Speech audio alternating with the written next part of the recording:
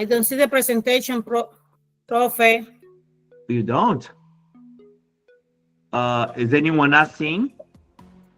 I see Only it. the phone. We can see it. I am presenting. Yo lo veo, no me lo veo en el teléfono. So you should see the meeting, the screen on the meeting. Should see the question. Then pick one of the colored answers.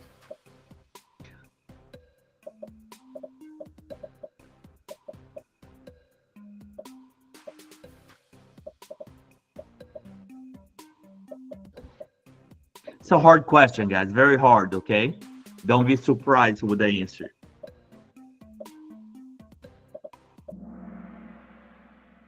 All right. Actually, I am surprised. Not surprised, I wouldn't say that. I am happy to see that 42 of you guys really picked the right answer. Yeah, no, it is a hard question because everybody says lithium. Lithium is the gold standard for mania. Yes, but why we would not give lithium right away? It takes time to kick it in. And remember, lithium has a narrow therapeutic index, meaning you cannot make mistakes on lithium, right? You cannot go too fast. You are not going to leave someone with mania and waiting for the lithium to kick in, right? What do? Give it Seroquel, give it olanzapine, okay? So if you ever been in working the inpatient, almost never you see a psychiatrist, a PMHNP starting lithium right away. What they do is start on the antipsychotic first, and then you switch to a mood stabilizer such as lithium, okay?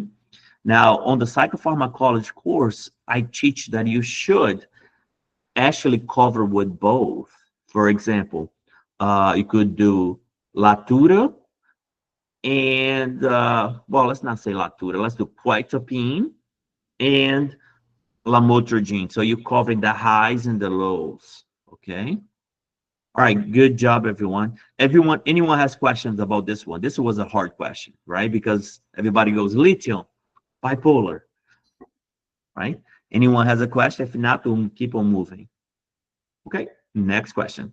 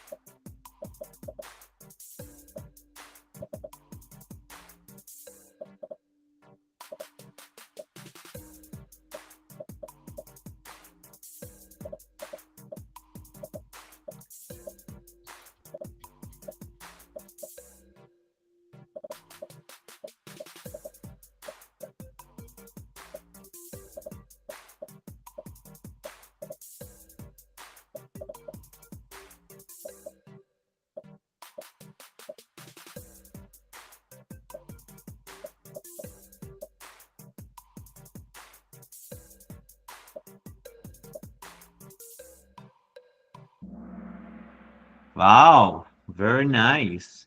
Very nice, guys. So anytime you hear been stable, first thing you gotta say is what next? What destabilize the patient? And in this question, usually it will be something else was added, a medication was added. In this case, the question said, hey, no substance use, labs are normal, physical assessment is normal, but nothing else extraneous was added to the question. So what that could only be social problems. No medication is going to fix money problem, marriage problems, right? So you got to ask what else, what destabilized this patient that was stable previously, right? You see on the test, was stable on X, then you got to look for that what destabilized the patient, okay? Always. So, okay, Good job, everyone. So let's move on to the next question. You guys are rock stars for sure. Everyone's getting those questions right. I gotta make harder questions.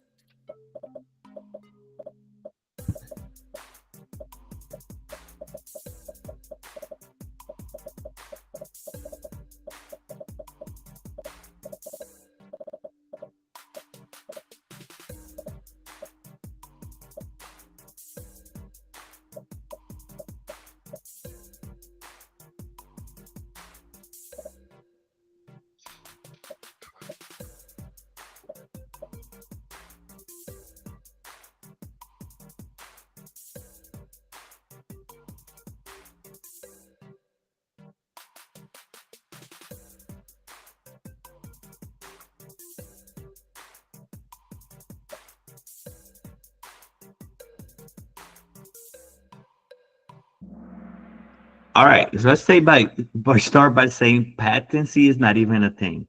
Okay, now we're looking at two things: addiction or tolerance. Which one is that? Right? Addiction is needing or continue to do the habit that destroyed the person despite of the consequence. So will continue to seek medications or the substance despite of losing their job, despite of financial issues.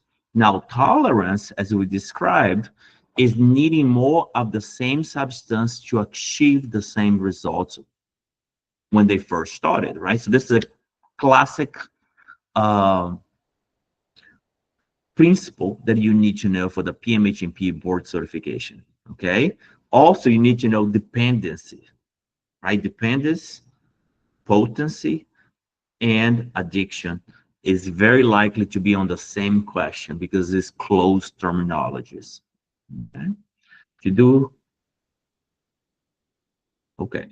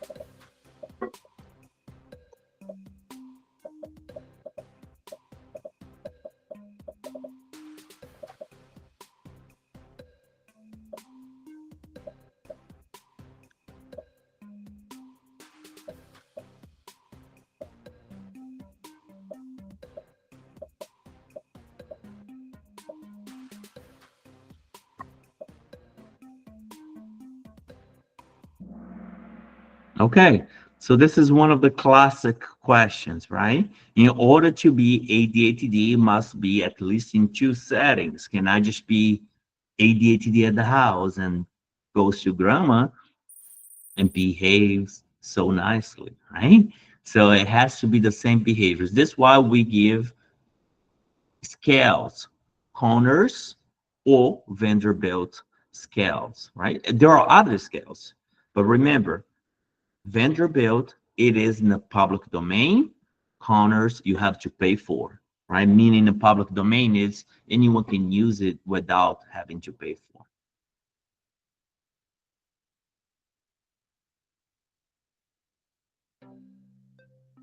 Sorry, Dr. Lopez. Can I see the QR code again? I lost. I get out. I get kicked out. Chill. Just wait. 1 second, my dear. Sorry.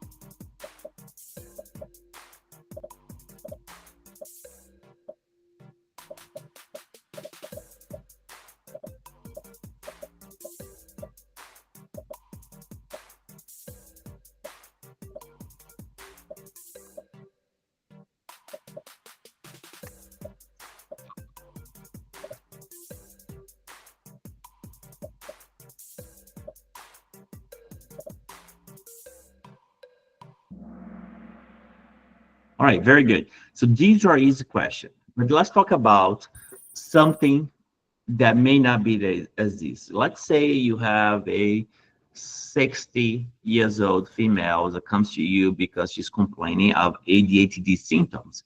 And she says, I think I have ADHD. Last week, I don't remember, I was at my daughter's wedding. And she gives you other things that may resemble ADHD. So which of the following scales would you use? A, PHQ-9, B, GAD-7, C, MoCA, or D, Vanderbilt? The Vanderbilt. Okay, so here is the H2. catch. Here's the catch, right? If you have ADHD, are you not going to remember that you were in a wedding last week? You are going to, Smoker. right? You are going to remember that you were on a wedding. It doesn't necessarily, maybe you're not remembering everything that you study. Maybe you don't remember the details of a complex problem, but you are going to remember where you were in a special event, like a wedding, right? So the only thing that leads to believe a question like that would be in reference to her cognitive status, right? Or related to Alzheimer's. So for that reason, you are to pick MoCA or other scales that screen for cognitive deficiency. Okay? I know it's unrelated, but don't fall for the trap of I'm here for ADHD because I have ADHD, and then she gives symptoms that is not necessarily related to ADHD, and that is what you gotta look for on the answer. All right, moving on.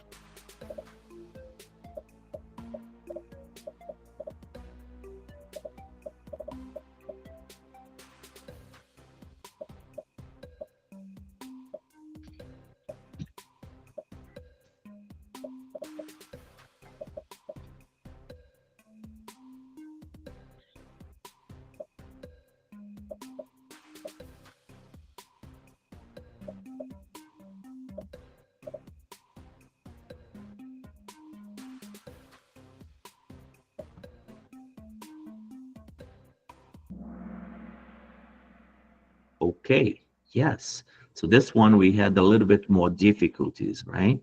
So let's go ahead and take a look on what we studied yesterday real quick so you can recap this topic. 1 second. Here we go. Look, this is what we covered yesterday, right? So we said, hey, someone with ADHD, it could present with inattention type, hyperactivity and impulsivity type, or both. That's the 3 types you need to know. What else you need to do? Well, you really need to know what each one of them are, because these are likely questions. For example, inattention falls to pay attention on details or difficulty sustaining attention, for example. Hyperactivity, fidgeting, always leaving their seat, always on the go. Now, related to this question is, when we see someone with ADHD, again, the symptoms need to be presented before age of 12. It does not mean that they needed to be diagnosed at age 12. But think about the etiology. Where does ADHD come from? The frontal cortex, basal ganglia. So frontal cortex speaks to the executive function, right? Able to be organized, able to complete tasks. Now, the basal ganglia speaks to the hyperactivity portion, the motor portion, right? And the reticular activating system, right? Which has a lot to do with focus, also sleep, more precisely, right? Now, remember the ADHD, the three neurotransmitters, dopamine, norepinephrine, and serotonin, and how to manage the ADHD will be likely other questions. If you do have a question, please go ahead and ask. Dr. Lopez, I think the answer said hypoactivity in the prefrontal cortex, not hyper. Is that That's what- correct? Threw me off. Okay, so yes. Okay, let's take a look here on the rationale, okay? And we'll move on, and then I'll explain what is the catch here, okay? Let's take a look. So hypoactivity of the prefrontal cortex is associated with a reduction in activity. It doesn't mean that, because if you're hyperactive in the prefrontal cortex, you would be like Elon Psychotic. Musk. Well, if you have too much dopamine in the mesolimbic, yes. Right? So here what is speaking of is performing or underperforming. So when they say hypoactivity in the prefrontal cortex is speaking to the lower level of activities like underperforming. So therefore they have problems with attention, impulse controls, working memory, right? The reduced activity, not necessarily in the sense of a hyper, as in ADHD as being hyper. Okay, so it's a little bit confusing because it's, talks about hyper or hypo, but it's here is in reference to the performance.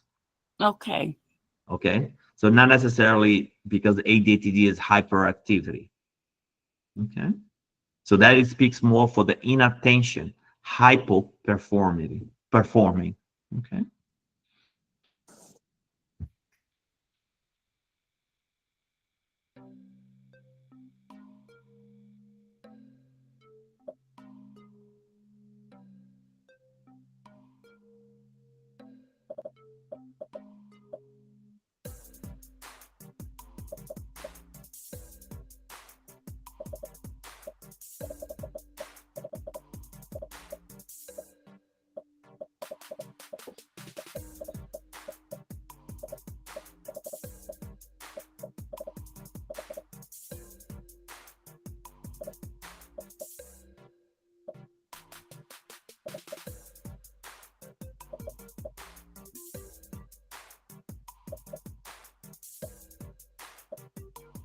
All right, you got 15 seconds.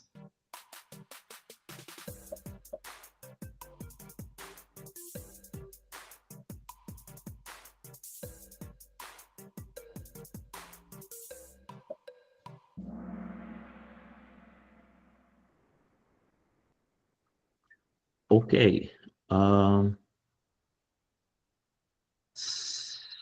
Anyone wants to speak? Why not fluoxetine is not the best answer. If you want to, you can, why you pick that answer instead, right? If you want to speak about that, you can.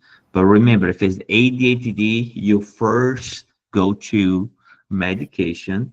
It is a stimulant. Okay? Stimulants. It can be methylphenidate or what else? What else can we offer this person? Adderall.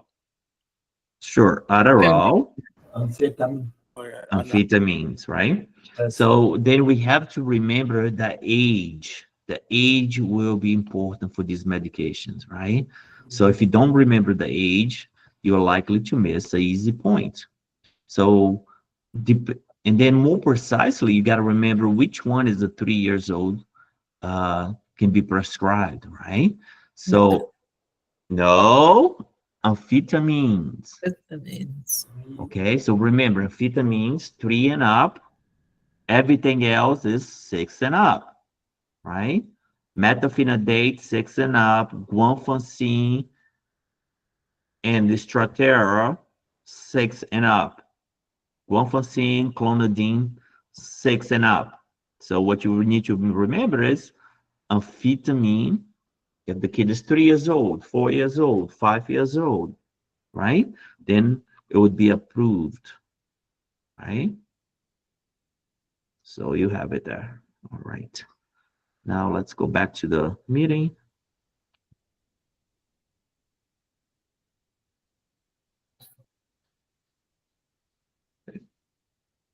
Next question.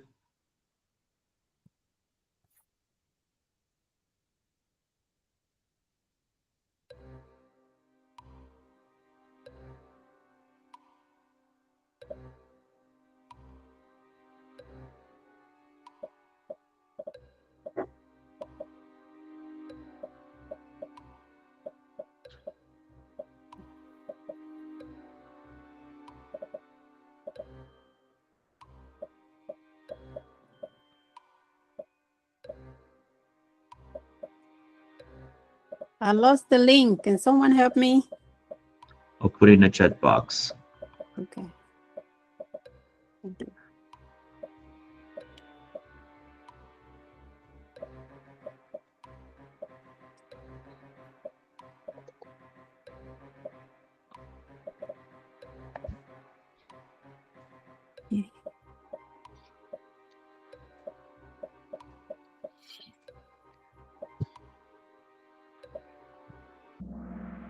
Okay, very, very hard question, right? Very, very hard question.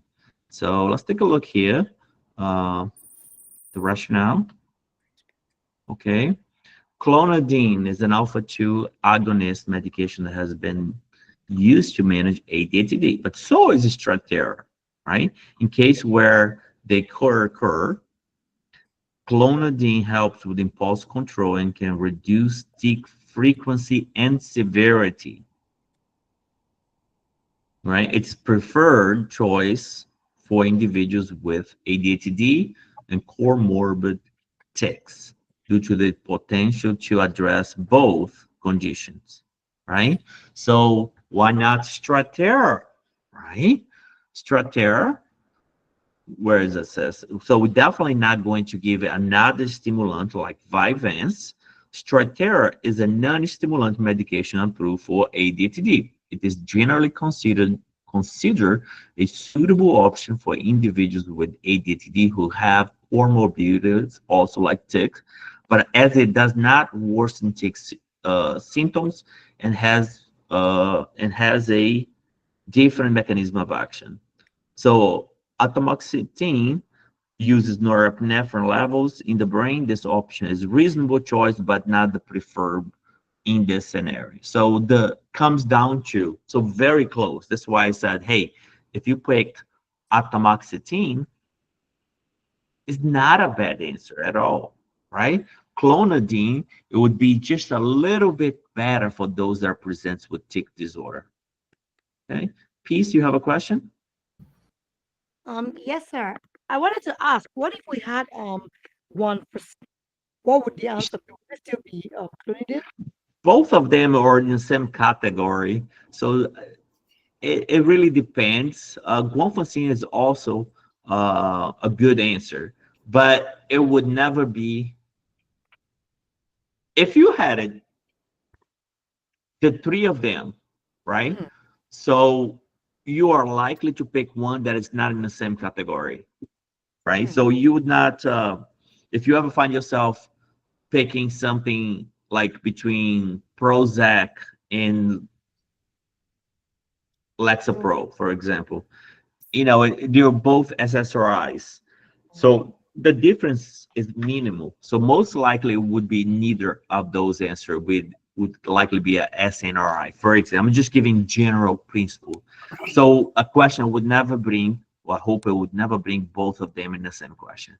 Yeah, I Okay. did one that had all one stimulant and with 1% clonidine and Strattera. So I picked clonidine. He said it was wrong. Strattera was the answer. So Yeah, we have to see, and that's why I said what you had, clonidine and guanfacine, they are the same category, so therefore would pick Strattera. I don't know what is the question, but it would make sense. On 6 as well. But okay, thank you. I Alright. get it. Okay. Dr. Lopez, can I can't stop now, Cecilia. Put in your chat box, please, if you have a question. Yes. Okay.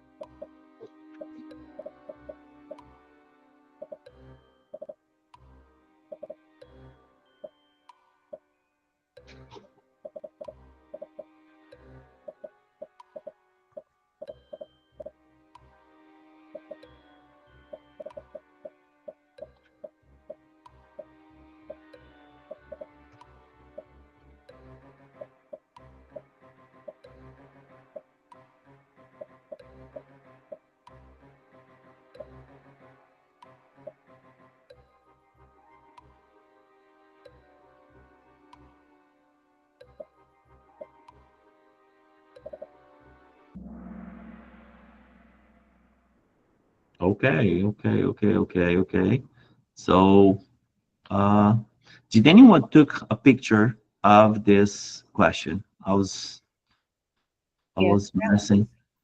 Could you read that question? I was answering the question in the chat box and I couldn't see it.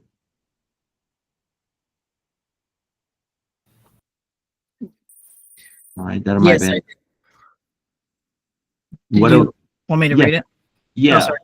Okay, you are a psychiatric mental health nurse practitioner working in an addiction treatment center. You are assessing a 19-year-old college student, Alex, who has been referred for potential substance abuse. Alex's friend and family have expressed concerns about his behavior during the assessment. You are specifically looking for signs of stimulant abuse. Which of the following signs and symptoms are indicative of stimulant abuse? Okay. And what was the 4 choices we had there? The 4 choices were weight gain and increased appetite. That's A. B was prolonged periods of excessive sleep. And C was agitation, restlessness, and increased energy. And D was slurred speech and slowed reaction times. Okay. All right. So great. Thank you. Now let's take a look on what we covered yesterday. Okay. I So got- we can just I go have a ahead. question. I'm sorry, but I got the right answer, but they say I get it wrong. Yeah, I said it was wrong. Correct. It was close. Yeah, Oh. same thing with me. Yeah, I put yeah, A. it said it was He did it wrong. wrong, that's all. Oh, okay. Yeah, Was it was T? C. Agitation, restlessness, and increased energy. Because slurred Right. speech and slowed reaction is alcohol. Thank you. Prolonged periods of excess sleep is a little bit different, that type of thing. So, The- but yeah, The prolonged is It was more right. depression. yes. Right, definitely. So here is what, yeah, that's why I was wondering, did I key it in incorrectly? Oh, because a lot of people He got did it. incorrectly, that's all. Okay. All right. So we're looking for signs of substance use, right? Insomnia, tremors, heart rate, and palpitation. It does not mean that if you have this, you're abusing, right? But these are the things that we would look for: agitation, anxiety, irritability, and mood swings, right?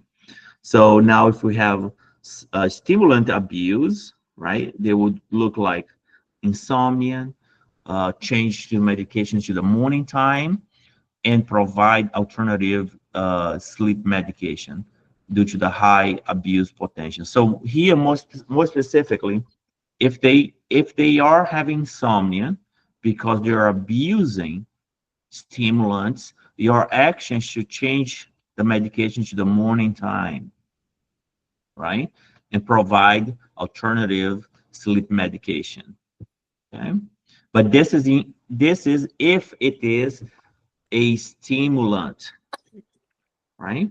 Not if it's for example, Prozac, right? So in that case, your action is actually to just move the medication. Okay. If they are having insomnia because of a stimulant, try to move the medication first and then add something else. Oh my God, The question doesn't show. Sorry, guys. Sorry, you're gonna have to be fast on this one. Oh my God.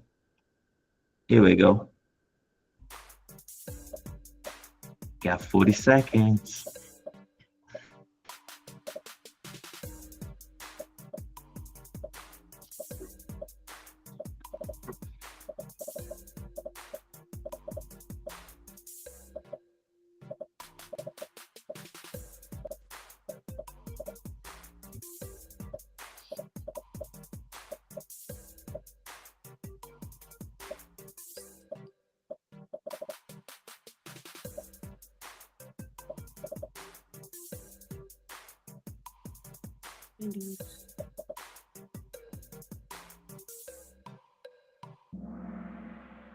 Yeah. So cognitive behavior therapy is the gold standard for ADHD, right? So that one was easy. Okay. All right. Let's keep on rolling here.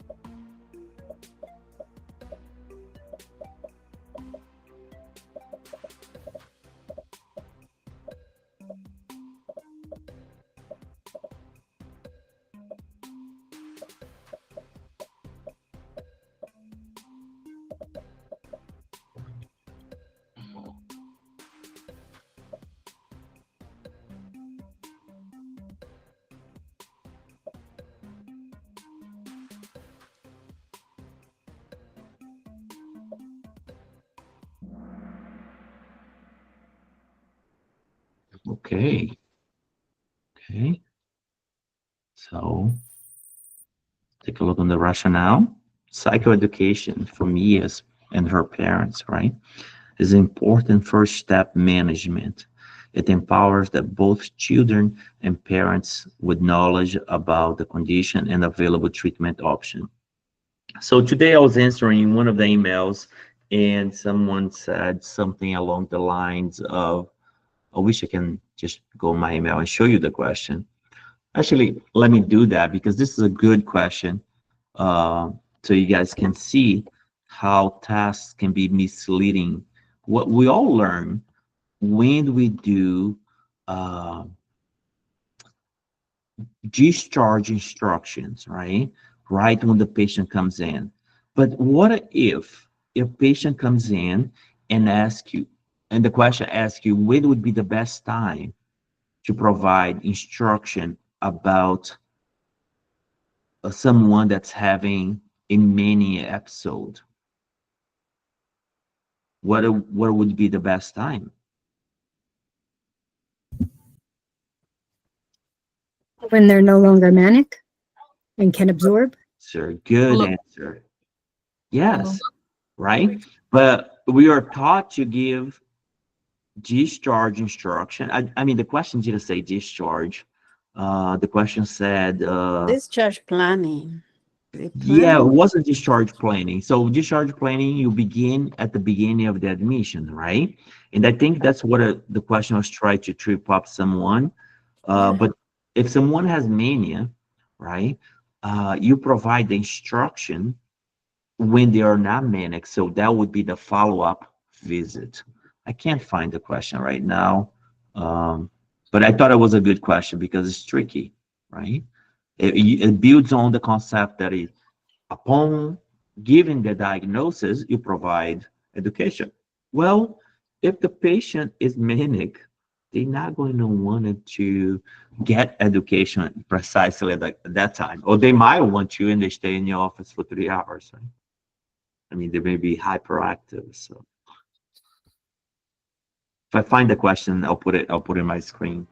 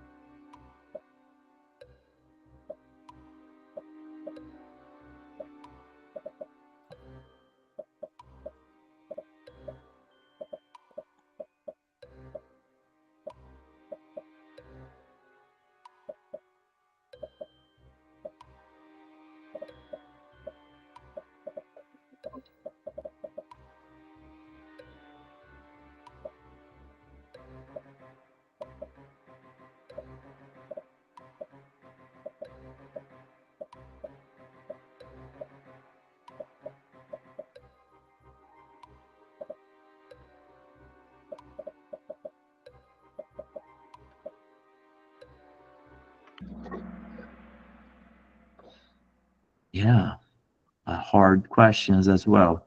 Why did you guys pick borderline? What was in the question that spoke to you about borderline? SI, Self-harming.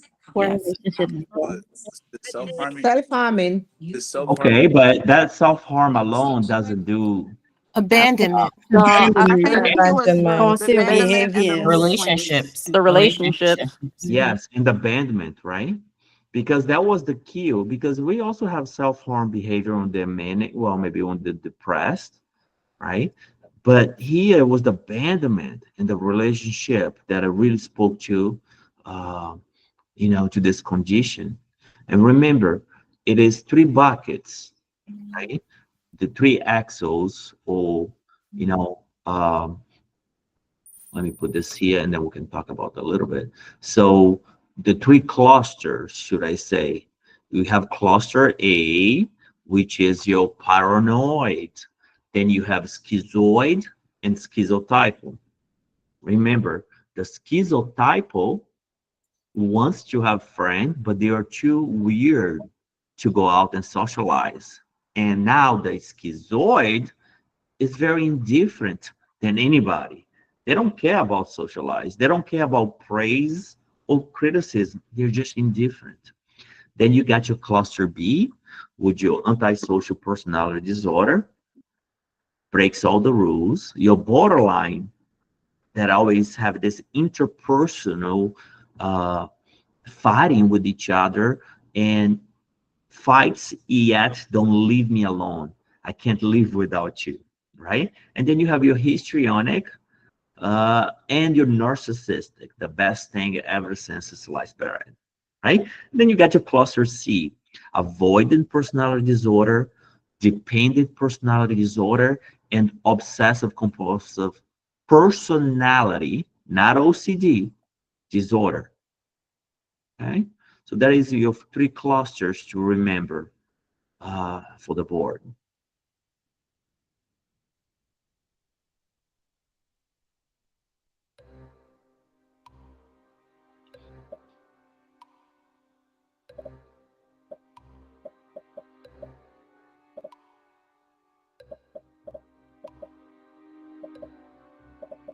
Everyone should get this question right.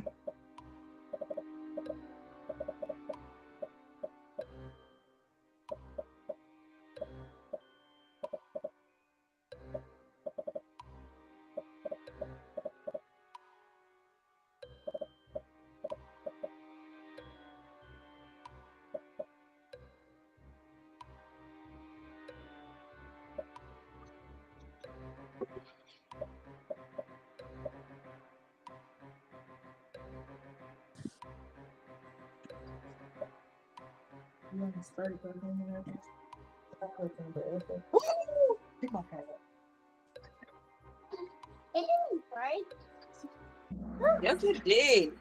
All right, guys, please make sure you're, yep, 100%, just about 100%, right? So we're close, close, close, close. Yeah. Please mute your mics because we can Your see. mic, please. All right, so dialectical behavior therapy. Remember, who is the creator of dialectical behavior therapy? Marshall Lyham. It is high yield to know. Remember, what is the goal of DBT, right? To decrease suicidality. It is high yield. What else did we study? We talked about electrical convulsive therapy, ECT, and we said, hey, what are the contraindications to ECT? And who would be the primary candidates? What kind of patients would benefit from ECT? Someone said yesterday, catatonia, or maybe one that has major depressive disorder that is resistant to treatment. So what would that be? Well, let's say you have tried at least 2 medications of different classes, TCA, SSRI, SNRI, and MAOIs. A good trial. and then also adding psychotherapy. And then after that, you would be considered medication resistant by most insurance, right? Because if you try to say, hey, I'm going to send you ECT or TMS, they're going to be like, you are paying for that. No, they wouldn't say that. They would just deny it because the patient did not have a good trial of medication. Okay.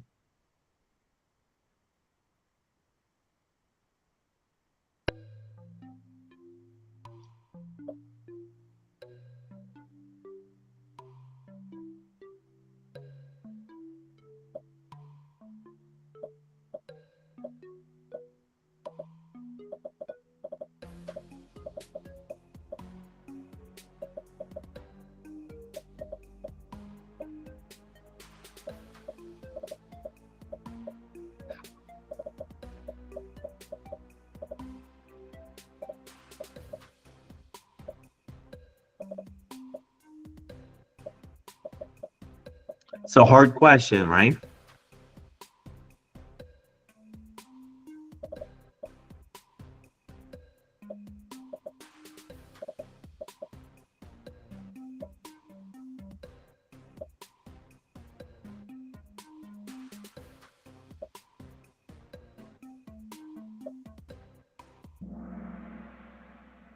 Like I said, it's a hard question, right?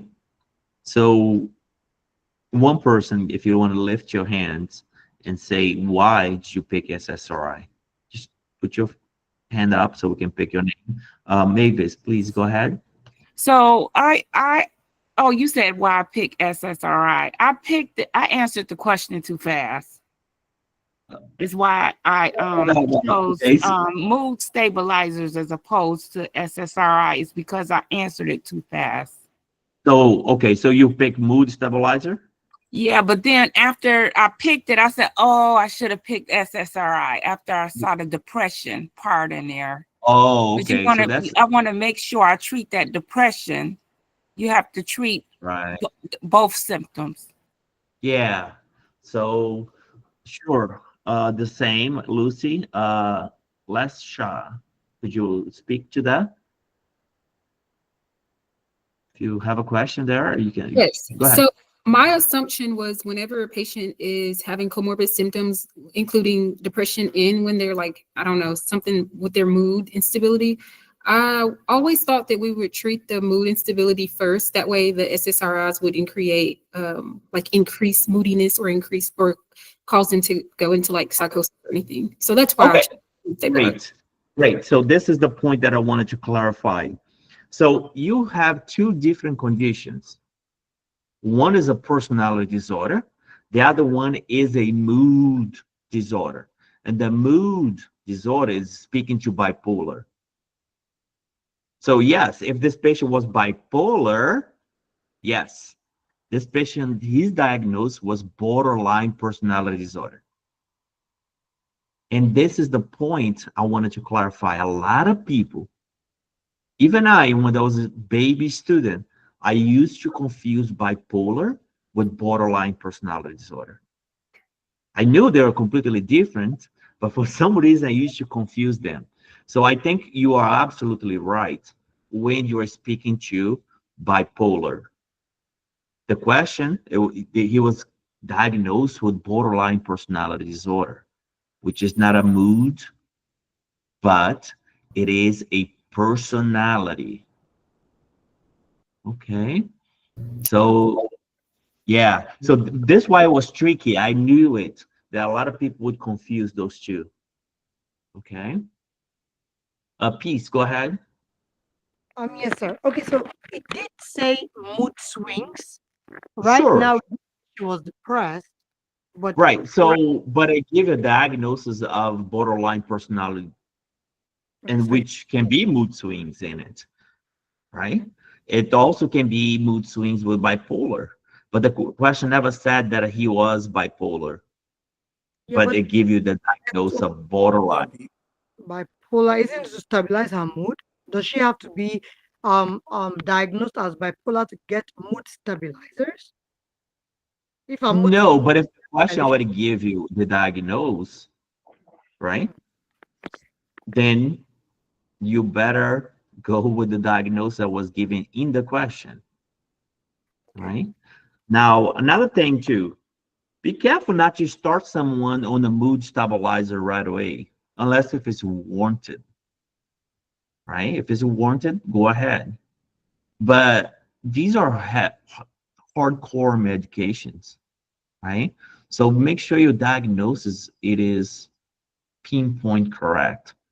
Because you don't want to start somebody on lithium just so that 6 months later find out that it wasn't bipolar, and now the person has gained 30 pounds, and now we have a big problem, right? So got to be very careful. So if you are allowed to at your work, when in doubt, send you psychiatric testing, right? Psychological testing to make sure it is what you think it is. Because you don't, antipsychotics, they are not easy medications on the body. Okay. Cecilia, there, you have a question? Yes, Dr. Lopez, what threw me off, they said she was already on medication. So when I see that and I see the mood swing as we there, that's why I answered D. Okay. Okay. But when it says someone is been stable and then something else was added, that's what we were looking for. But here it said borderline personality disorder with all the symptoms of impulsivity and so forth, but with the depression. Okay. All right. Thank you. Thank you. Thank you.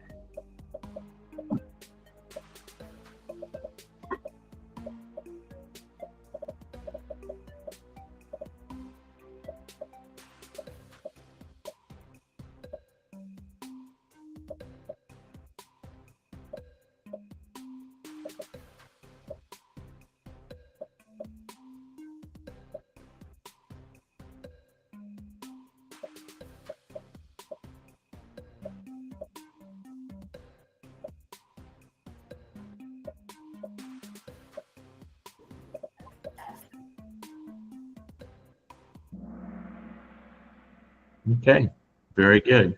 So if anyone wants to speak or put your hands up about the social anxiety disorder or OCD, why did you pick that over antisocial personality disorder? I just want to kind of hear your thoughts if you want to. Okay, you don't have to. Lack of remorse, that is high yield. Kicking the cat, putting fires on building. These are high yield. When you hear lack of remorse, immediately you think of two conditions, or either antisocial or conduct disorder. When I read, and I saw lack of remorse, and then immediately my brain went to two conditions, antisocial or conduct disorder, right? That made it easy. Conduct disorder wasn't there. But let's say this was the patient and his age is 17. Would you still pick antisocial or would you pick conduct disorder? And this is, conduct disorder. Conduct disorder. Remember what we teach for, you're going to need to look at the age.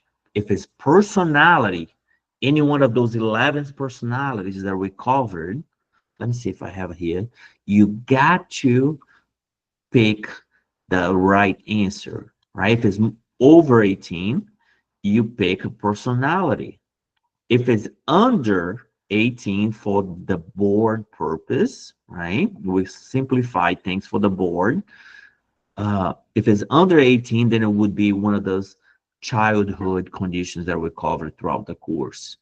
Okay, so make sure that you are understanding that how age is important for the personality disorders. Go ahead, you had the question there. I don't know who was, but you can unmute yourself and ask the question. So at Uh, age 18, what would you pick? So 18 is already considered an adult. So that could be now a personality disorder. Thank you. Okay. But usually, almost never, the question say 18 because that's, right in a mark. It would say a 22 years old or say a 16, the most 17. But if you want to put yourself in a corner, like where's the cutoff here? 18 one day, you go this way. 17, 365 days, you go this way. It won't be like that. But I just keep it 18. Personality, less than 18, one of the 4 conditions that we discover that we talked about in the course. Okay.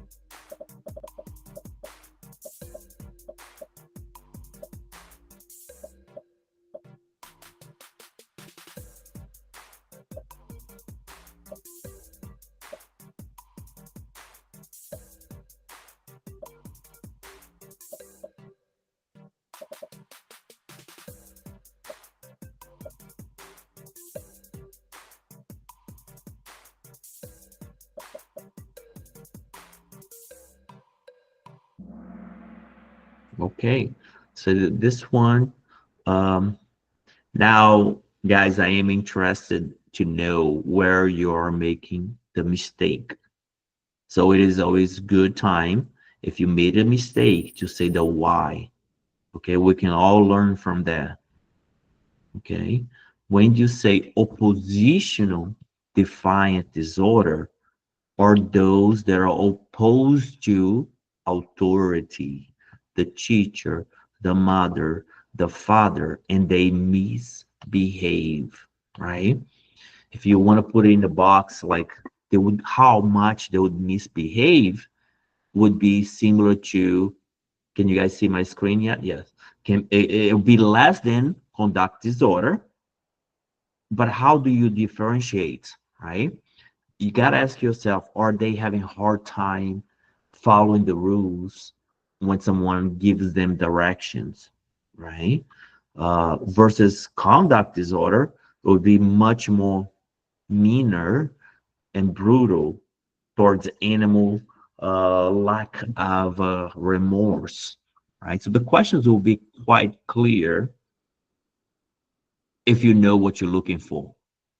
Okay, so these are the things we covered yesterday or the day before. So let's talk about these 4 conditions, right?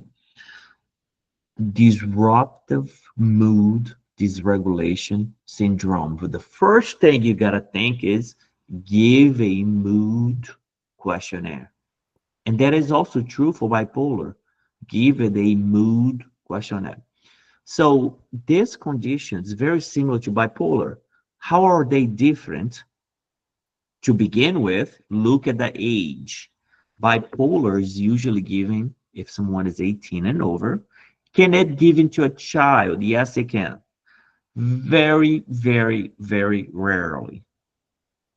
Okay, very rarely. But if it's a very clear case where the person is truly manic at the young age, then yes, you can give a diagnosis of bipolar, but we'll simplify for the test.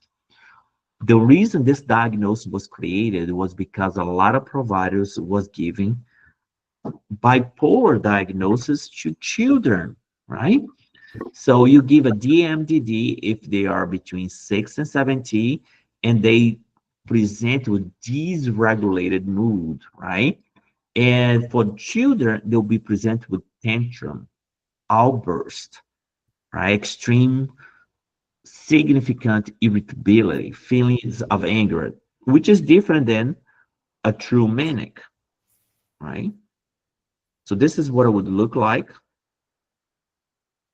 right? intermittent explosive disorder can be given to adults and children, but in practice and on the board is mostly concerned with children. So again, how is that DMDD and intermittent explosive disorder are different? Well, this one is not a mood disorder. It is an impulse control disorder given by an explosive or unwanted anger outburst. Okay. Now I want to get to the difference between both of them, as you can read here. Impulsive control disorder, the other one is a mood or depressive disorder. One is a behavior problem, the other one is an emotional problem. Okay, so let's talk about opposition, right? So they lose temper easily, they're easily annoyed, they're annoying others, they're resentful, but you don't see them killing cats. You don't see them putting fire on the building. They don't see them stealing and taking someone's lunch and not feeling sorry for the other person. So that is more of a conduct disorder, right? And when you think of oppositional defiance disorder, you think of someone having a hard time to follow orders, okay? Hard time to follow orders. Compared to conduct disorder, much more violent, disrespectful of social rights of others, right? Aggressions towards animal, lack of remorse. I even highlighted the key terminology in our PDF for you guys. If you're like, oh my God, I gotta memorize all this. Well, you should. You should remember all this. But I highlighted what's the most high yield for you. Okay? All right, good. So I just want to give a quick review because 10 of you got to pick oppositional defiance disorder, and I want to make sure, even if you're not in a course, you're still passing, okay? Dr. Lopez, it seems like everybody got kicked out, Yeah, we got kicked out. From the meeting or from the Yes. Kahoot? From the Kahoot. Oh, man. I think it's back working What now, is y'all. back now? Y'all, I think it's back It's back working. now. It is back now. I think it was Alright. because of the delay between him discussing and then that, Yes. where it was picking up. So I Maybe. just waited. All right. I'm still not able to log in. So go ahead and move, try to log in if you got kicked out. Okay, try to log in if you got kicked out. I'm not I'll give able it to a log second. in. All right, so go to www.kahoot.it, not .com. I'll give it a second here to get everybody in. I'm going to put in the chat. Once you go in, you got to pick back your nickname. 3 minutes. And the code is 394664. Yeah, I'm not sure. Maybe it's because too many folks. I paid for 500 people. That should kick people out. But maybe too many folks in. I'm not entirely sure. Yeah, it's not working for me anymore. Okay, sorry guys. It's outside my control. So you can still participate and just kind of, go as you learn here. Oh, somebody said I'm in. I had to log in under a different name, so I lost my.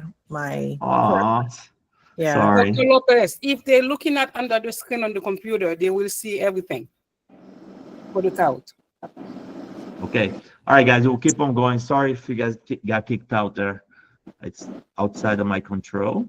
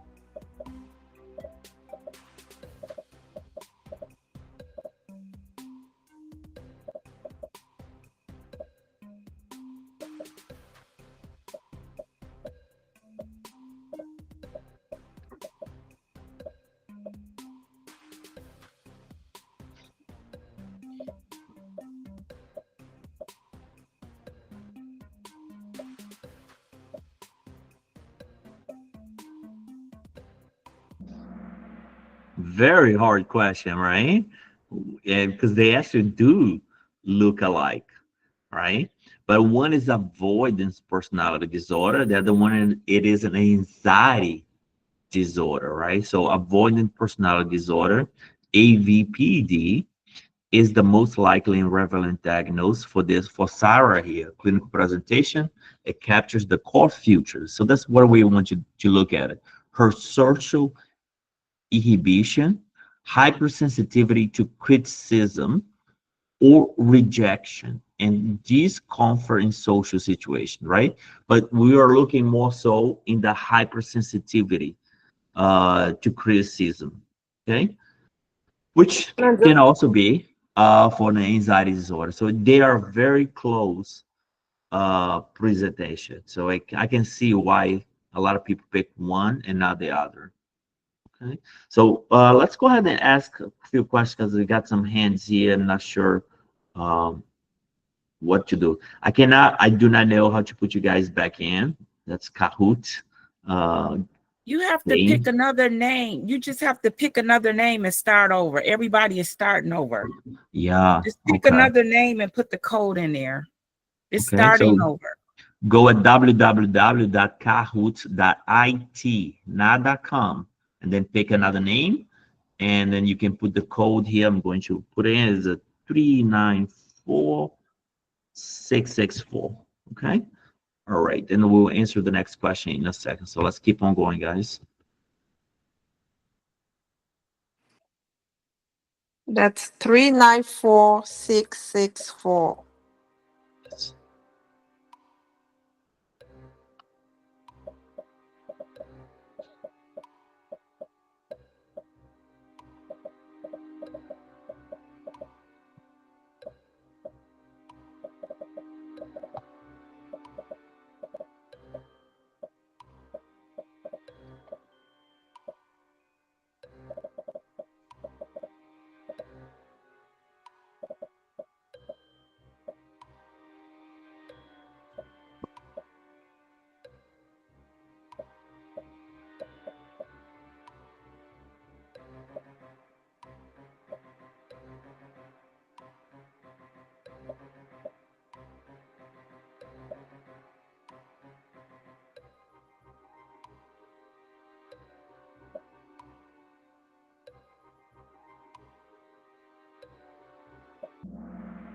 All right, so the sense of entitlement, right? I'm too important. It is a classic narcissistic trait to remember, okay?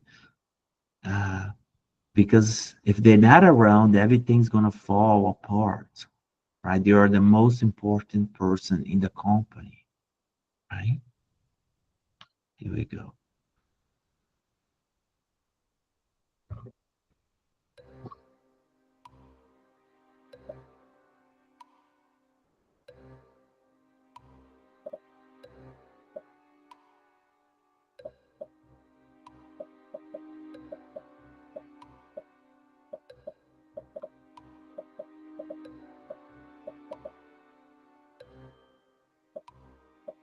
It's a good question.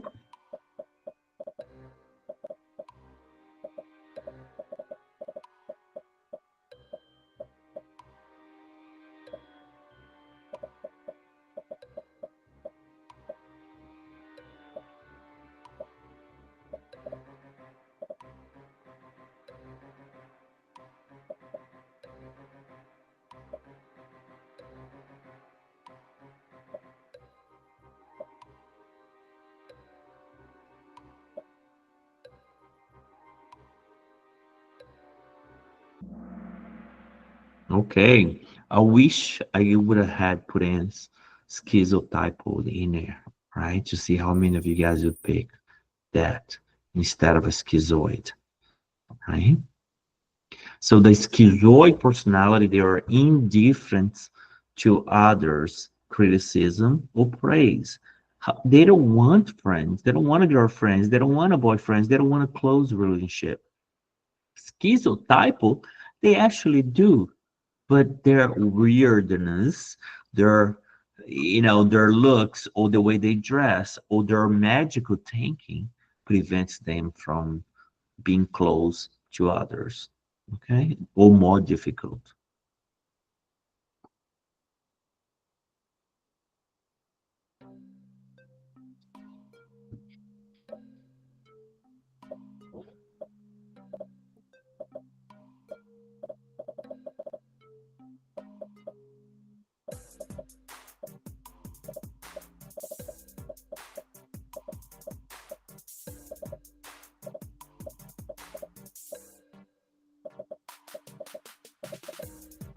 Oh, you guys are super fast.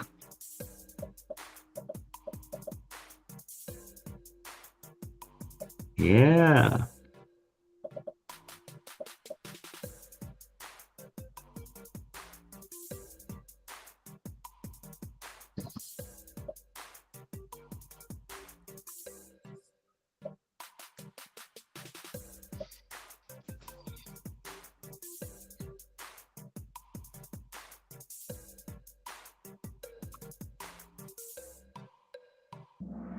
All right.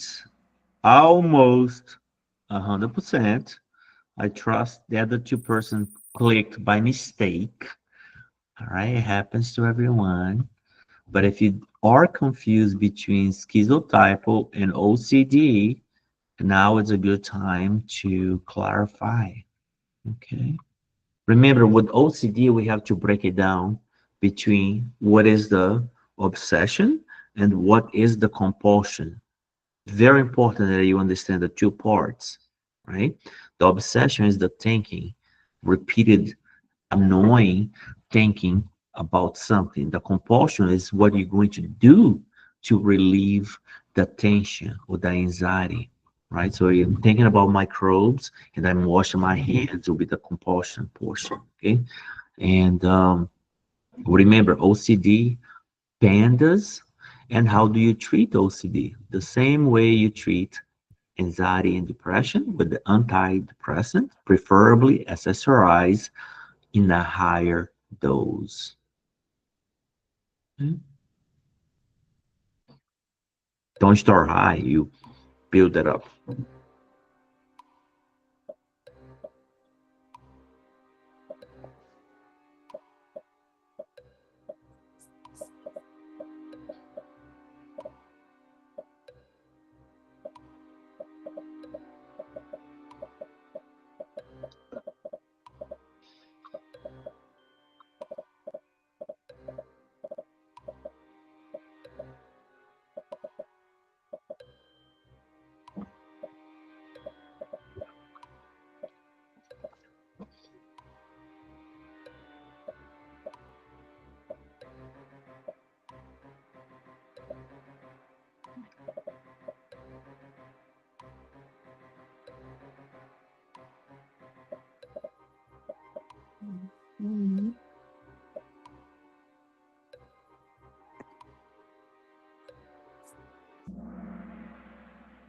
Okay, so yeah, so anyone that's picked schizophrenia, do you want to give me a little bit of your thoughts on this? Now is the time, guys, right? We have to go quickly.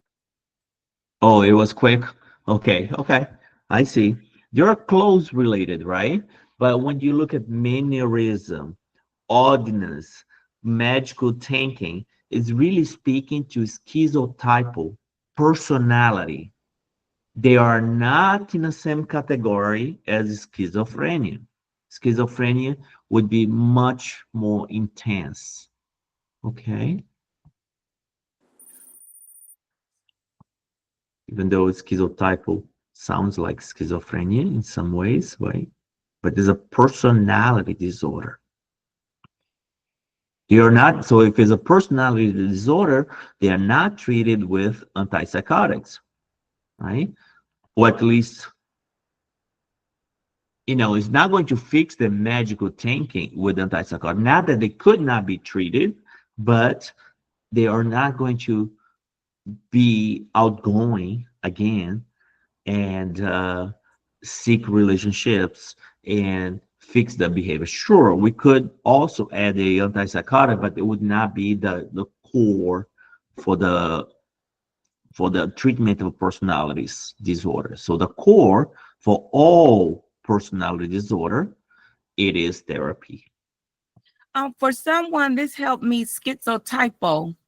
Back to the Future, Doc from Back to the Future, schizotypo.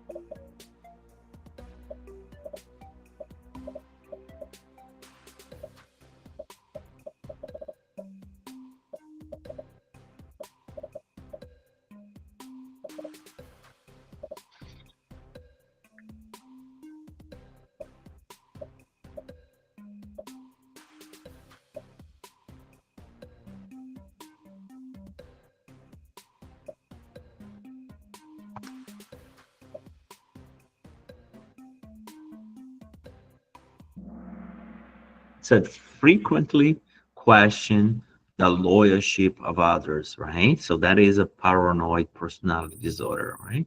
So Tuffy, Chels, Slam, Gemetalite, and Lau are the 5 on candidates right now to, finish high on the podium. So let's see if you guys can catch up.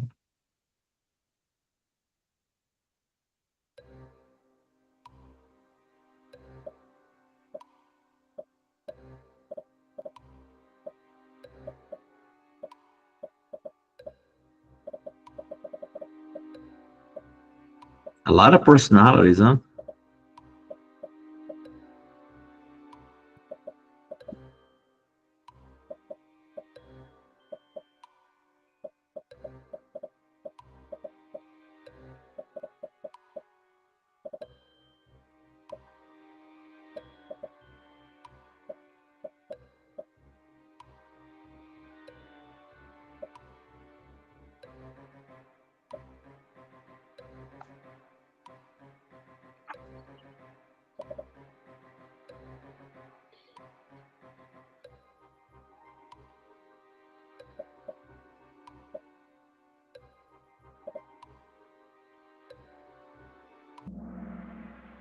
All right, so you guys are catching on, right?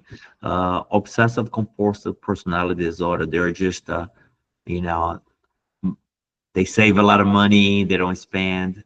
They're very preoccupied with success, but they are very looking for perfection to such a degree that they rather not turning in the paper on the deadline because they're still trying to perfect it, and end up missing the deadline and creating more distress. Okay. Oh, Michael took somebody else's place. All right.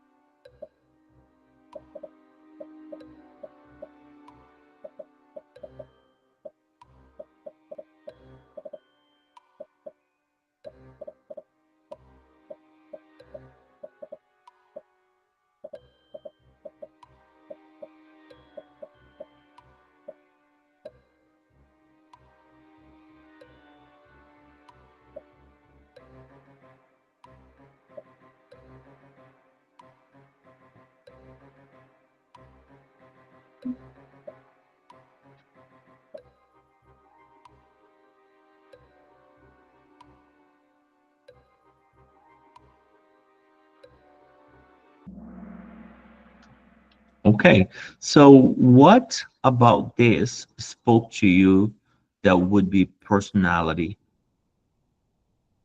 borderline personality disorder? Guys, now is the time to make mistakes, okay? So go at it, right? Now, it said something along the lines of, hey, I have difficulties in making decisions, right? So that is a dependent personality disorder. So now I can see schizoid a little bit in a question, but the schizoid, it does not want friend. It does not care about criticism. It does not care about praise either. They are indifferent, right? Which is not the case for the question.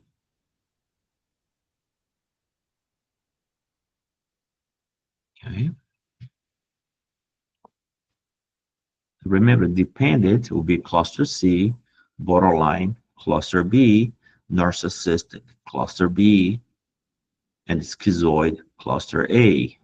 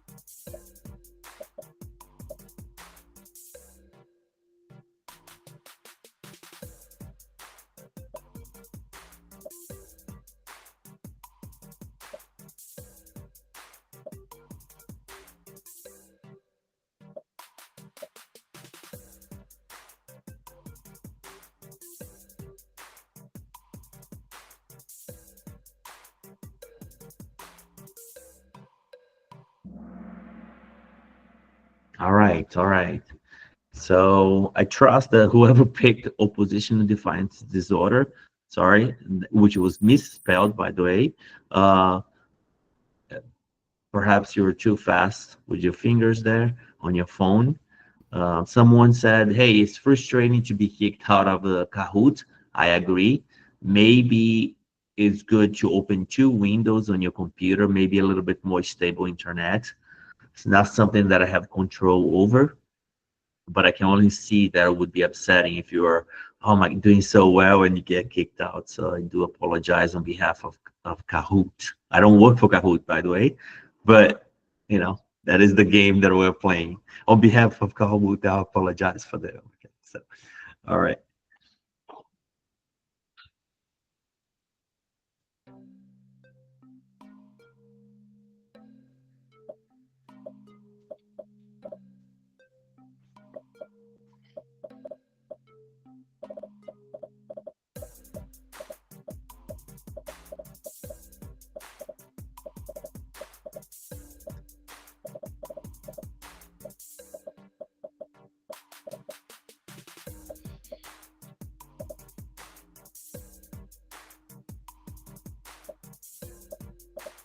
Hmm.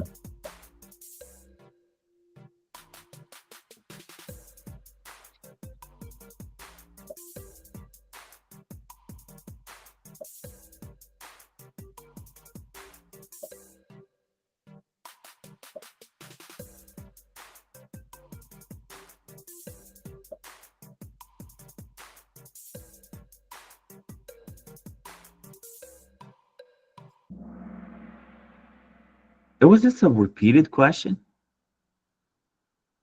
Oh no, maybe not. Yes, it was was a a repeat difficult. question. It was a difficult. So if it was a repeated question, how come we got it? We didn't get 100%. It wasn't exactly the same question, The but it's wording was almost- different. It was Yeah, Okay. differences. All right then. Different age, different, some symptoms very similar, but again, just like Dr. Lopez would say, the board will rewrite Yes. similar answers and questions. So it's important Yes. to pick up on those things. That's what I think. Yes, absolutely. You know, I was just wondering, like, okay, I think that almost similar question, 100%, but we didn't. But we'll get there. No worries. All right. Okay. If anyone is confused, now it's a good time to put it out there, right? Yeah.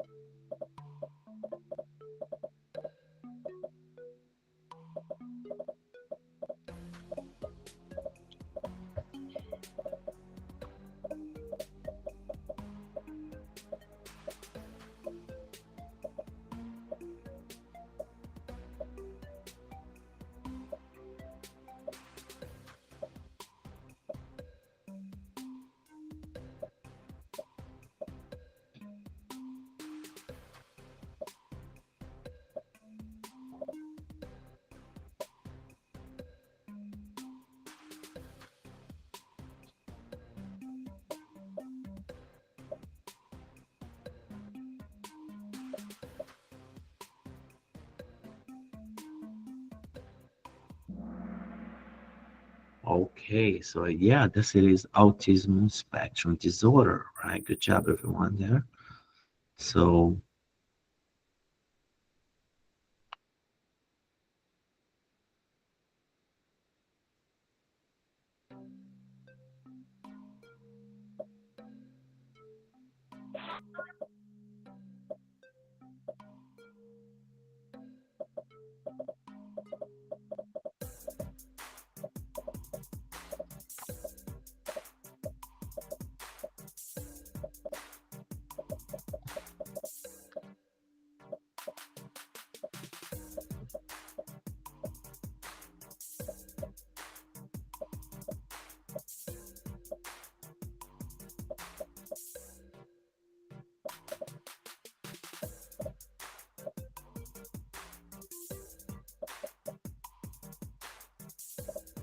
yeah.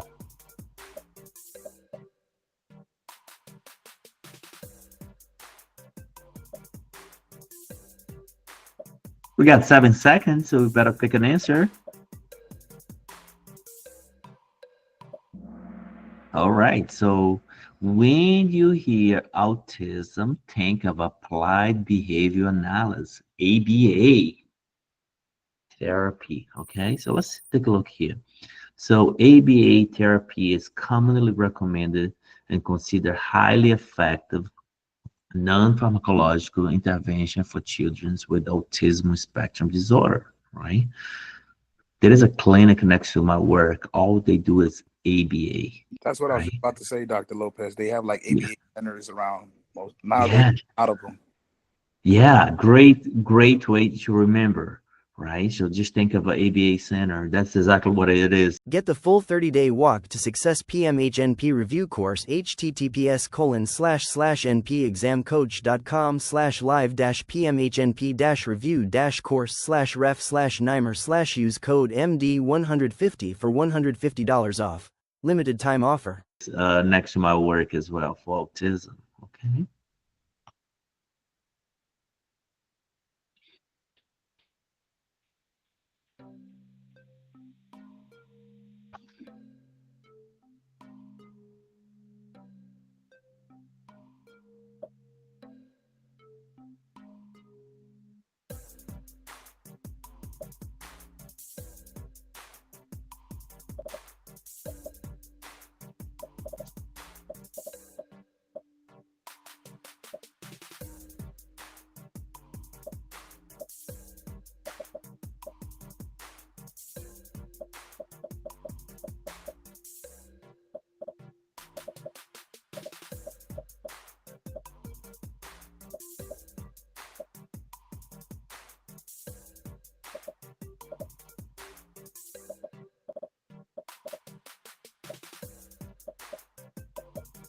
Due process of elimination, right?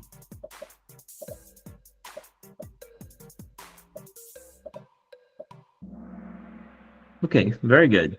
So if you were confused to this one, right, you could have said, hey, why we should not, in the majority of the time, give a stimulant to someone with schizophrenia. It's because of the dopamine, right? Because they will have increasing dopamine. And you could have said, oh, okay, now I remember that stimulants is linked to dopamine and not to give to someone with tics or schizophrenia. So the stimulants, what they really does, it modulates or mimics the release of dopamine, reuptake release of dopamine, right? Just remember, there's a catch-22 when you have someone with schizophrenia and ADHD, right? So you really should not prescribe a stimulant, right? Okay, last question of the night.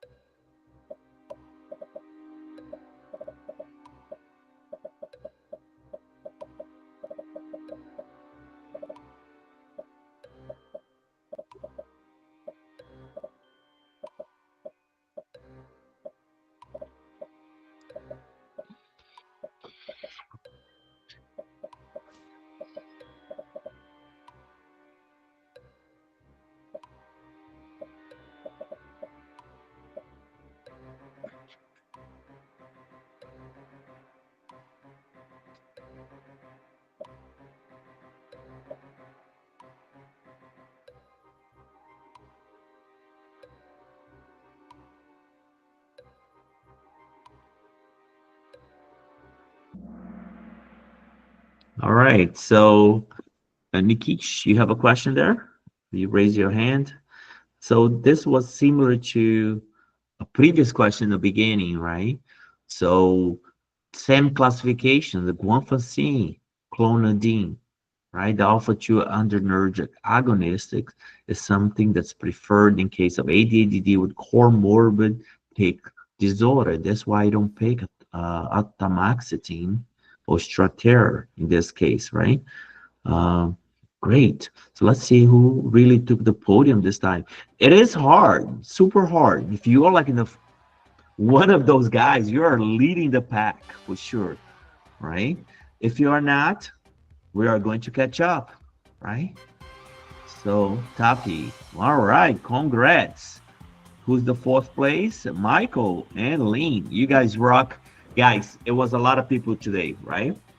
If you score in the top 40, even 40, you will pass the board. I promise you. I promise you, you will. You are competing against others that have similar study material.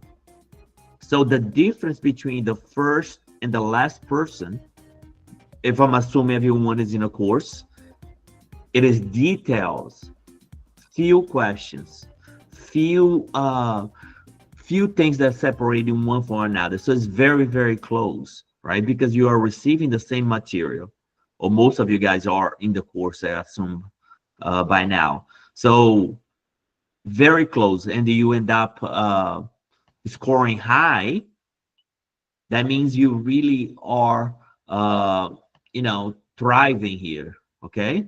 But the difference is very, very little between the first and the last candidate. If you look at the numbers, you would see that even the first person did not score that much higher than the fifth person, for example. I want to talk about real quick the super crash course review that's coming up, right?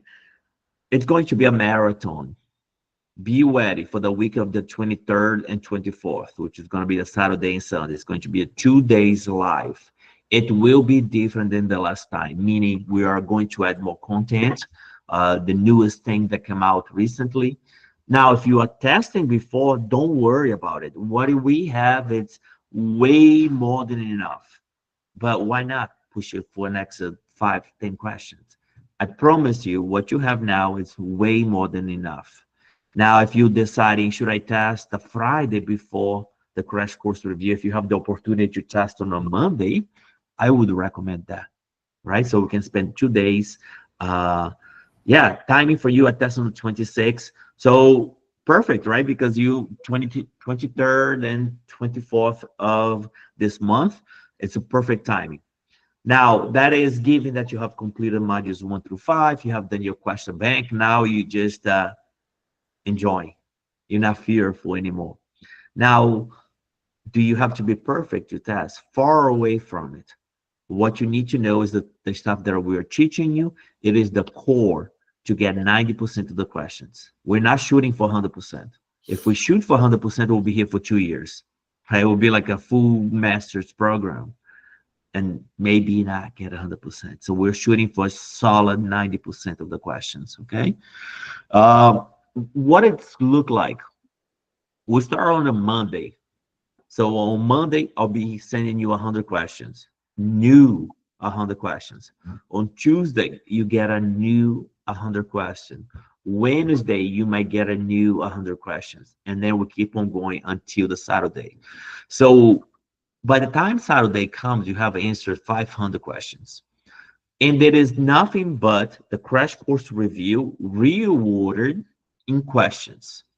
So your learning is not only going to be the 2 days, it's going to be the whole week. If you join on Friday, you may miss out the beginning of it. You still can get the link, I'll send it to you. But it's more important that you study 2 hours, 2 hours, 2 hours, 2 hours, than starting 10 hours or 12 hours in one day, right? So we are breaking up the content and sending to you in questions format, and then going live on a Saturday and Sunday. I will try to keep it to 16 hours, 2 8-hour days, but on the last day, it depends on how many questions we have. And, you know, the idea is to leave 100% pass rate, 100%, leaving no one behind, okay? Even though maybe a little bit slower pace, some people may be like upset, some people are asking questions, but understand everyone is in a different level, not because none of us is better than anybody, but maybe the learning experience may be a little bit different. So we're trying to, you know, be as strong as the slowest person, and yet providing for everyone at the same time, okay? So just have a little bit of patience with everyone. The goal is really do it so well that you do not have to do it again. That is the core of what we do, okay? All right. Dr. Lopez, may I just real quickly make a comment? Sure. For those who are new or we're getting bounced out of Cahoots, you can do all of these questions are directly from the test, the question bank from the program. These are straight from the Module 3 question bank. So if you missed anything tonight, if you didn't have time to read it or read the rationales, if you do the question bank, you'll be able to revisit all of these questions and more. I don't remember how many there are, maybe like 100, but this is from the question bank. So it's not like you're missing anything potential. You can always go back and check that. Yeah, absolutely. You know, now if you don't have the question bank, you got to wait for the recording on the YouTube. And it is, you know, by the time the recording comes out, it might be 100 questions, 100 minutes. And that by then you could have answered 100 questions in the question bank. So I don't recommend that you watch this again. If you do have the question bank, just go straight in the question bank, focus mode, and answering the questions. Okay, so let's ask some questions here. Nikish, you have a question? Yes. So, first of all, where do you send the questions that you said you're gonna be sending 100 questions? Is it Your by email? Okay, email. Okay. So every day you get an email from me. Okay. Okay, so let me ask you, can you throw more light on histrionic personality disorder? Okay, so let me ask you a question. What do you think that is? I don't really remember, to be sure. Okay. Honest. All right. So let me give you an example. Let's say I am a older lady and I put a lipstick, really super prerogative, you know, and then my eyebrows are, you know, it's just made up. My dress is super short. I mean, everyone's going to look at it, right? So they're going to draw it. Say it again? Drag queen. No, well, you know, given that if I was a female. Please let him explain so that I can understand. Thank you. Right. So it's the one that really calls attention from themselves. Usually that's how they present, right? So they can be dressing very sexy. Like they should, you know, the ones that are just dramatic would be a good word for that. Okay, so if you usually it's categorized most of the time is someone that's that would be calling attention for themselves, the way they dress, the way they put their makeups on. Okay, And got it it's now. not, Drama it's not queens, right? females, it's not only females, but it's usually on test questions come back as females. Okay, it can be guys for sure. Okay. So like the drama queens. Okay. Okay. Yeah, well, to some extent. Okay. All right. Thank you. All right, Stella, what is your question? Hi, Dr. Lopez. Hello. I Hi. did some came across a question, and all the presentation, all the symptoms that were consistent with that of schizophrenia, and but the age was 28. That was the first time, and the age was 28. So I got confused. Because it was 28. I know during the teaching yesterday, you did mention that somebody came in and you had to do MRI to confirm in the diagnosis. So, but there were no such answers.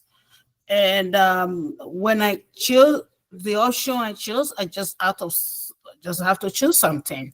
And the answer came out as schizophrenia. Then I had another question.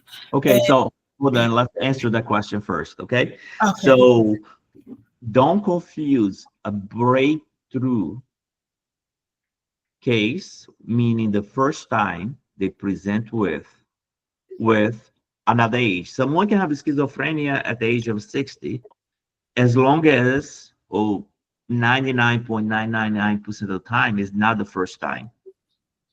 Okay, so when do we say males 18 to 25, females 25 to 35, that is the breakthrough, meaning that before then they present normally, and then when it comes to teenagers or younger adults, that is the key terms. Okay, so I want to clarify that, because one with 28 can absolutely have schizophrenia. 60s, 70s, 80s, not a problem, as long as not the first time. And then again, 28, if the presentation was a female, would fall right into the breakthrough, meaning the first time they present with schizophrenia. Okay. Okay.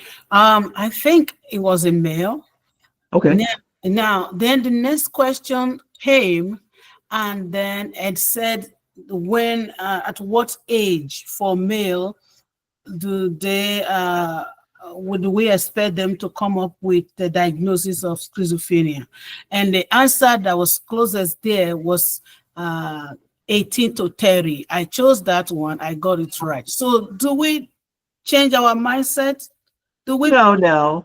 I mean, 18 to 30? No. I mean, the age really is 18 to 25. Now think about a bell curve, right? So you got your 97% there between the first two categories, and you're always going to have the 3% that's separated, right? So I think the bell curve absolutely would be 18 to 25 for males, 25 to 35 females. It doesn't mean that everybody's going to fall in this category, you know. Percentage wise, the vast majority will. Okay, so don't be like, oh, because somebody's first breakthrough of schizophrenia at 30 cannot be schizophrenia. This is not what we're saying.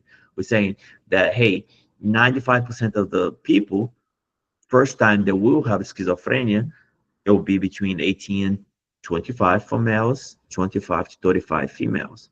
Now, can one have it at age 17 and be a female? Absolutely. Everyone develops differently, you know.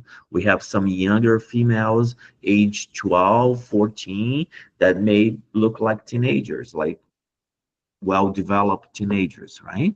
So everyone's can develop a little bit different. So we cannot stack ourselves for, oh, because you know, 12, you should not have, you know, whatever. Okay. Okay. Thank you, Doc. Absolutely. Anu? Yes, Dr. Lopes. So, hi, I'm going to take that exam on Monday. So you were talking about those 100 questions. So those are the same questions which you sent few weeks ago, 100 each day. It will be other questions. Oh, okay. So when you will start after my exam?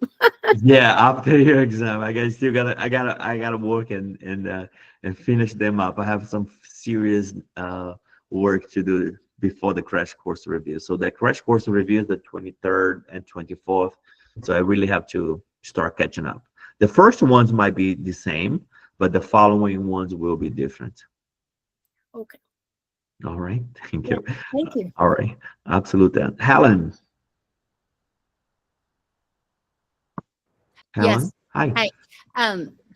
I have a question about you mentioned about amphetamine like Adderall, and for FDA approved for 3 year and above.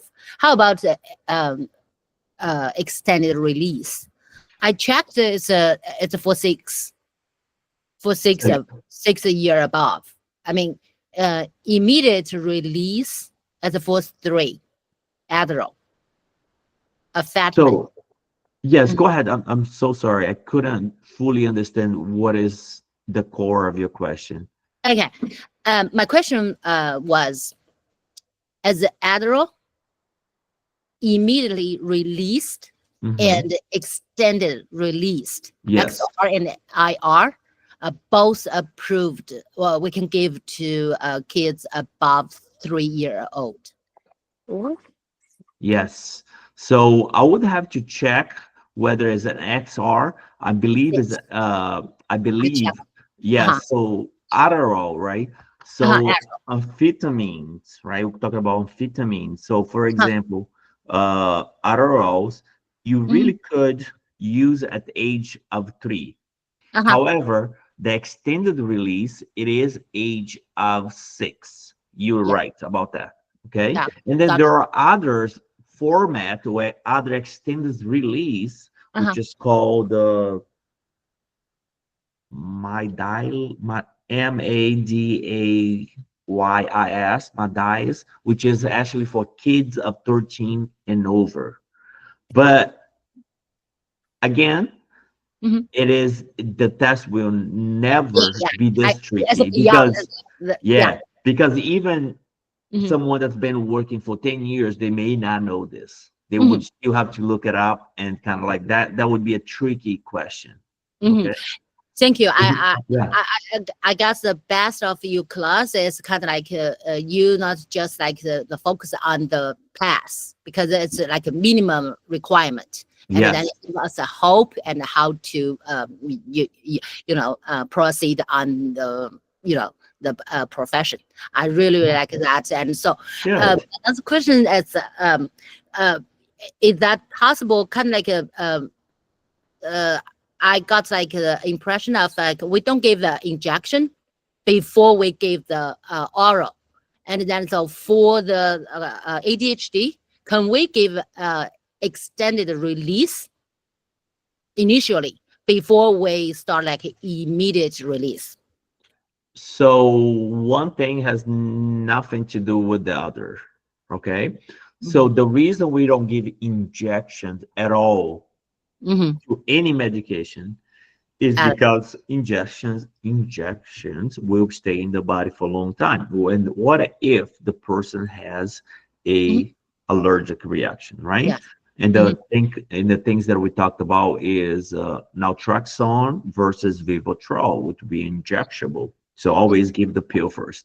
Now, whether it is extended release or immediate release, it doesn't really play that much into it, because it's not an injectable that you will live with for 30 days. It's just a couple hours. So I always like it myself to do extended release, preferably. Because it's less of a punch. That means, it stays in the body a little bit longer and maybe slightly less risk for abuse. Okay. Thank you so much. You are very, very accurately, hit the point. Thank you. This is Yes. the best thing Awesome. I like. And then also at least important. And then so I hit the first 5 today. My Awesome. first time. But my first time, and I love the class. And Yes, then, good. Good. this So, is yeah. game, and give me kind of like I just give you feedback Okay. as a student, and then so I think we're going to benefit other students because I think it just like read the core of the questions, and then without the because I'm excuse me, I'm going to plan to take the test within 2 weeks, and I try to apply all your techniques. I think I have a solid foundation of knowledge, and then so I'm practicing the technique. Yes. And I Yeah, try you'll to be pass. fine. And then I as a student, I give you feedback, and then the Kahoot game, and then really I practice today. I only just read the questions without looking answer, and then so when I finished the reading the majority of the question, not word by word, because speed up is important, and then I already got like 70% of what the answer to be, and then boom, I choose a Okay. one, and then I Okay. just give you feedback at you techniques apply to me. Okay. And then so Well, thank you, Helen. I appreciate that for sure. Yeah, no, keep learning, and then if you got a questions, always email me. I'll have to cut you off because Lillian, she's stepping out, and I don't want her to go to work without asking her questions. So if everybody give all me, right, thank you so much. my pleasure. Go ahead, Lillian. You said you have a question that you need to go. Yes, thank you very much. Very quickly, I have work. It seems like I'm struggling with module 5, and it's not the actual 100+ questions that you have posted, but those are the module blocks. And the questions there, as they're posted, is like they're asking about the article names, they're asking about what is being paid by Medicaid, what is being paid by Medicare. Are those actual questions to expect on the test? So you are talking about 2 different things. I think you are talking about module 5, not the comprehensive question bank, but the one below. Correct. So don't worry about too much of those questions, but it's not unheard of that those questions can be asked. Just they are not super high yield as the first comprehensive portion of the test, the question bank. Thank you very much. Yeah, so don't stress. I mean, if you're pushing yourself to the lower questions, you're really pushing yourself to over the 90%. So now if you're still having a hard time with the module 5, the comprehensive ones, I would be worried. It's not the comprehensive I one. know, yeah. From what you described, I knew there wasn't, but good. So Thank you, yeah. Doctor. Best of luck to everyone. Thank you. Thank you. Bye-bye. Bye. Alexandra, do you have a question? Yes, Dr. Lopez. So I signed up last week for the 30, Okay. but I haven't been receiving the 100 questions, obviously. Is there a way to send me the ones you sent previously while you're still working on the new ones? Yes, but let me ask you a question, if you don't mind. Why would you want to jump into this when you have the core of the course that you haven't complete? I can send it to you. It's not a problem. What I'm trying to say is leave the cake for the end of the dinner. Work first on your modules 1 through 5 and your question banks. And then when it gets to the crash course review, we'll work on the crash course review. Does that make sense? Okay, yeah. That's I fine. mean, and I'm not opposed to sending to you if you send it, if you ask me. But I would think that, people ask, can I just do the crash course review and pass? Yes, you can. And most will. But most doesn't mean all of you guys. And we're shooting for each one of you guys to pass. And for that, we have to do it a very solid foundation, which is modules 1 through 5, right? Because it is the most important test of our lives. I would not be comfortable in attending a crash course review and then after that testing. I wouldn't, because if I'm only going to talk about in the crash course review 3 stages of Erickson, it doesn't mean that the rest is not important, right? So I would say, if you want to now, I have no problem in sending to you. But I would say, since you join now, keep working where you are.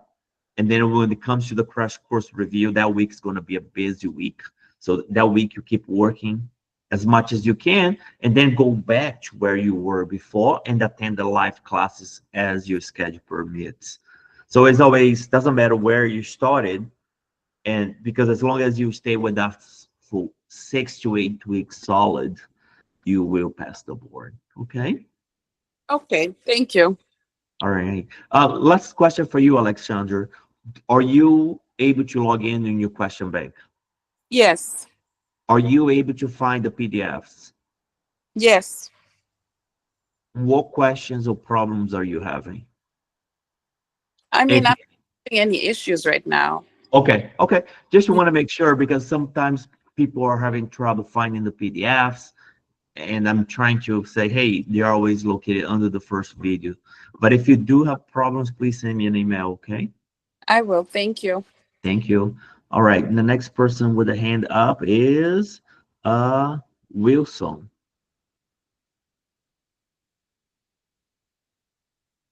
If you are trying to speak, please unmute yourself. Okay. Let's go with Miss New York 578. Yeah, hi, Dr. Lopez. Hi. Yeah, I did shoot you an email this morning regarding, switching from crash course to yeah. So which I received your email and it wouldn't let me sign in. It wouldn't show me where to sign up. It says sign up, but it's presenting the background is like purple. Okay. So did you switch from the crash course to the 30 days? Yes. Okay, so basically now you have 2 courses. I'll go ahead and delete your crash course, because the crash course is inside of the 30 days. So when you go log in right now, you're going to see 2 courses. Then make sure you sign in to the 30 days. But otherwise, please send me an email immediately after here. And then I did already. Okay. Did anyone respond? Not yet. I mean, Okay, I did so it before good. we So started then the class. I'll respond it, and I'll delete your crash course review since you already have it in the main course. Does that make sense? Okay. Does that make sense? You understand? Yeah. Okay, so that way you have all you need is the 30 days PMHNP Walk Success. Module 6 is the crash course review. Perfect. Thank you so much. My pleasure. I have a no name available. I don't know who you are. My apologies. But you have a It's question. me. It's Marquita. Hi, Marquita. Hi. Hi. You always put your name. I don't even know how to put my name on there, so I apologize. Okay. I mean, yesterday you had your name on. Did I? Oh, Yeah. okay. Okay, go ahead. I got a question. I do have the full course, but I'm trying to find out, where is the question bank at? Like, am I missing something? Yeah, the question bank is a separate tool, meaning it requires a separate login and is a separate website. So you received an email from us that says, welcome to your question bank. And then it should have your email, login, and your password. So just search question bank in your email and you should see it. Now, let's say you didn't, which I'm 99% sure that you did. Send us an email and I'll go ahead and reset your account and send you to you again. But do a search first, that maybe you already have this information. You don't have to wait for me to respond. Okay, thank you. I appreciate it. My pleasure. Dr. Lopez, actually the question bank I found in the, it's not in the main email. She can check in the spam or somewhere. Yes. Yeah, I found Yes. it there. You said Yes. check it as spam, or maybe that's Yes, where I in the remember seeing spam. it. That's right. In Thank your you. spam box. Yeah. Yes, most of the time they'll arrive to spam. Thank you for that. Mrs. Pamela. Thank you. Yeah. Yes, Dr. Lopez. Hi. I'm scheduled to test Monday, and Okay. I heard you said something about this new crash course will have some additional material that was not discussed last time. So I'm Sure. wondering. Okay, so that is a tough question, right? If you already scheduled to test, go with confidence.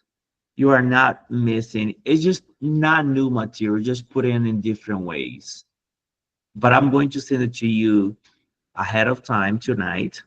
Take a look. If you're like, oh, this is completely different than I seen before, then you have a chance to make a appropriate decision.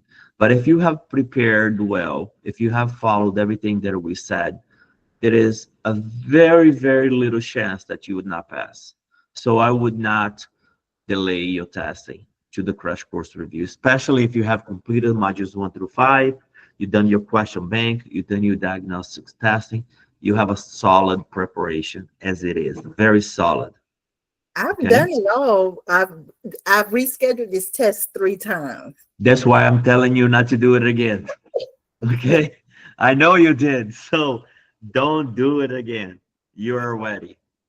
Okay.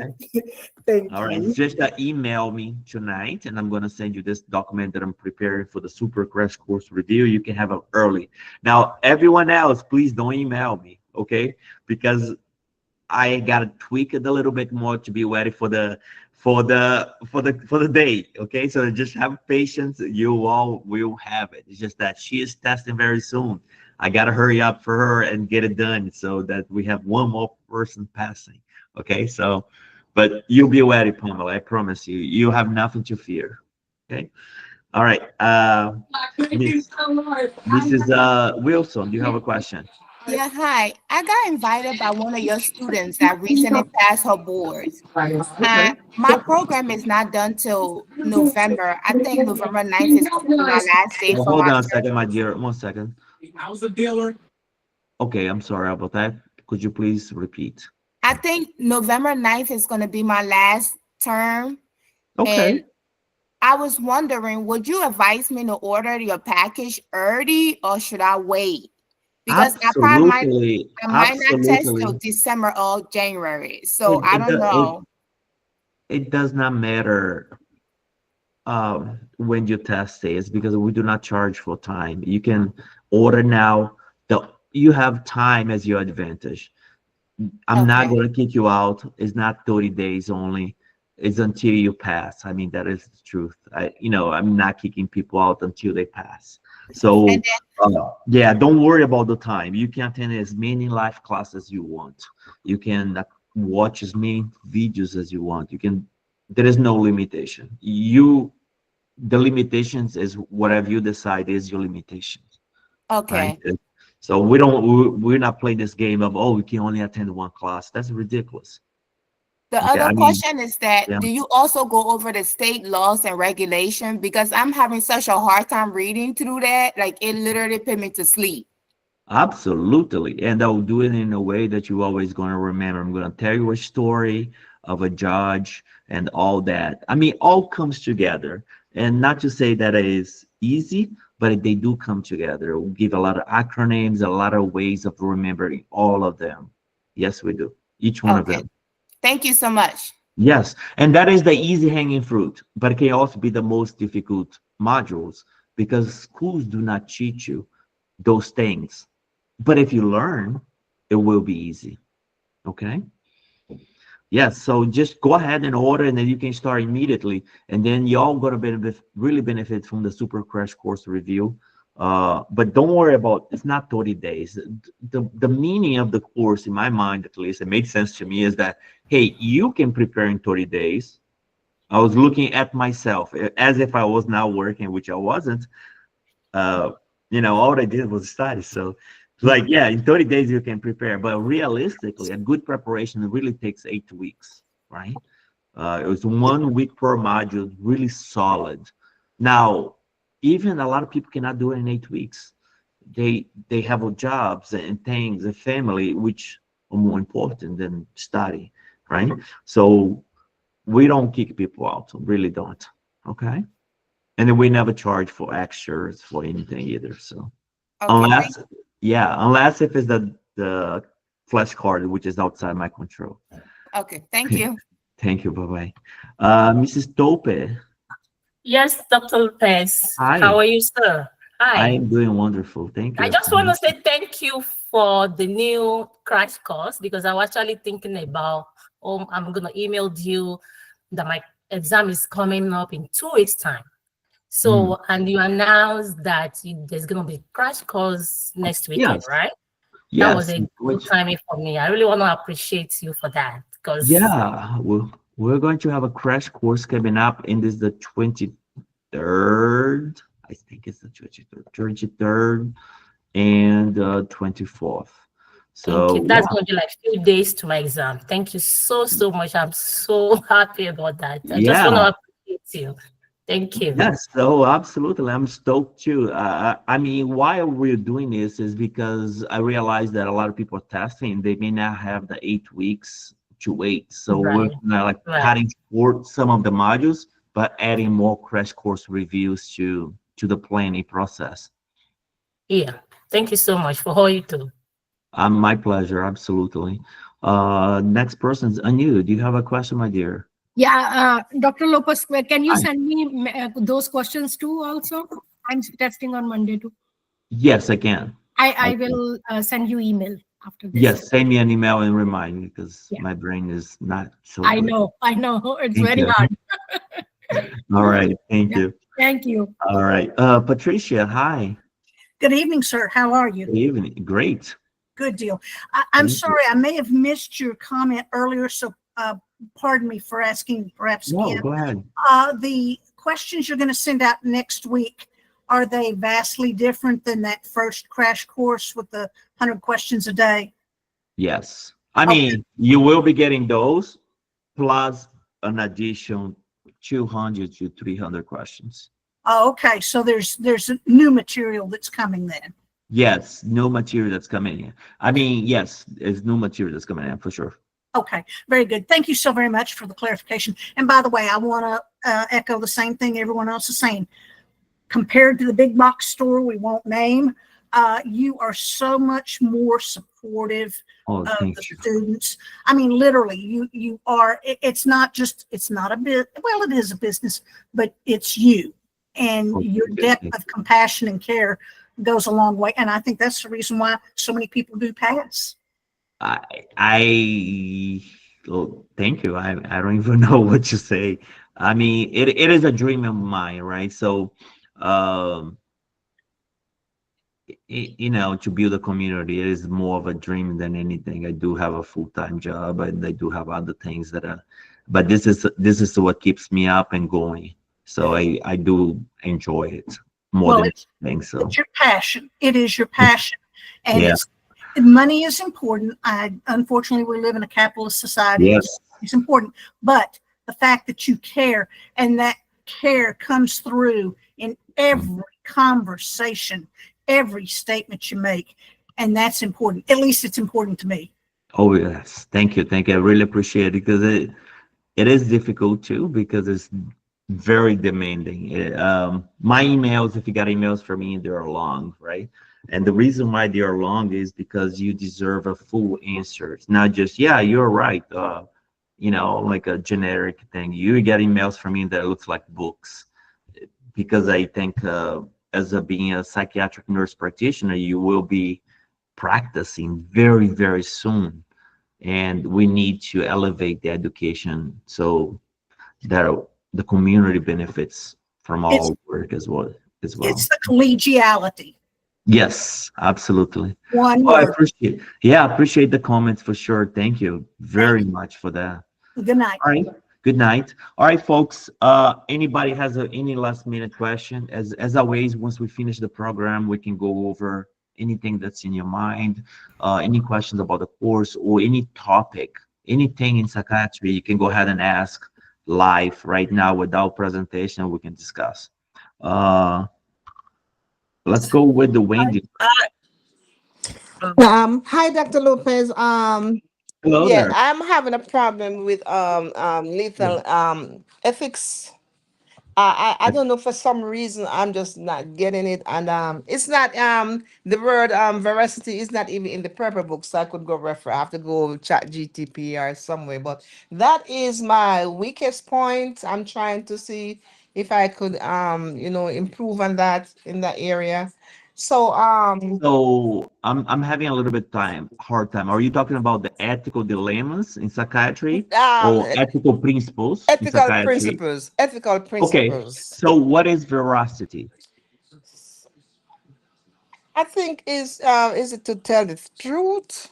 Yes, to tell the truth. Yeah, but there's some Okay. questions I answered and I get it wrong, and I was wondering, and I did not see the Right. truth now. So, okay, so let's stop there. So veracity is telling the truth. Telling the truth about what? Right? Telling the truth of your keeping promise. Okay? Keeping promise. It is a core of veracity.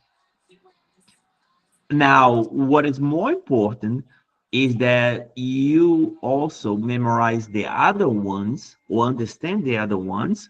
Let me see if I can get the module here to play, and we can cover this class in a bit here. Give me a second. And while we're waiting, we'll go ahead and get another question. They'll come back to this, and we can do a little bit of a class on the spot. Okay, Wendy? Okay. So, Yasma, please, if you do have a question, ask. Yes, Dr. Lopez. Hi. Hi. My question is about the Monday. You said you will send us questions Yes. from Monday. Which Monday is that? Is it from this Monday? I have to look at my calendar, but I believe it is because the crash course review, it is on the next weekend, right? So Saturday and Sunday, 23rd The and 24th. coming, yeah. I mean, Yes, not so- this weekend. Oh, Yes. right. Okay. I have to work for 3 nights, so I don't know how I can manage like. Okay. night It- shift in 3. Yeah.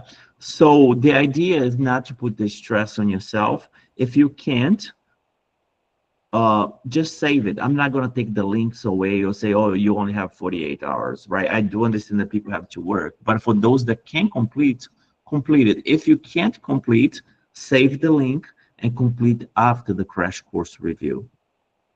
Okay, I can do from Wednesday. Yeah, that's perfect. Yeah, so Wednesday. pick up. Yeah, you will Right. benefit hugely if you can Yeah, do from I will Wednesday. try my best. Yeah. Yeah. Thank you so much. Thank you. My I pleasure. appreciate your help. Yeah. So, I always think about this, guys, because I don't want to put too much pressure on you guys and ask you guys to do something, otherwise you'll miss out, right? That is not the purpose. The purpose, if I send a link, I never take away. I'm never going to say, oh, you only have 24 hours to complete, otherwise you lose it. No, that is not the purpose.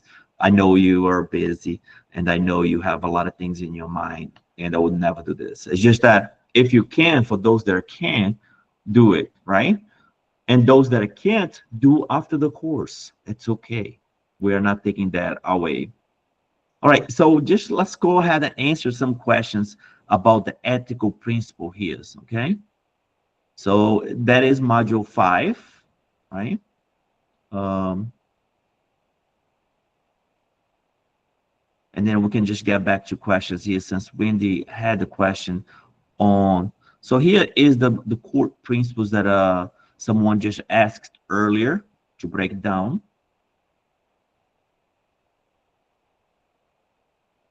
So we put them all here for you.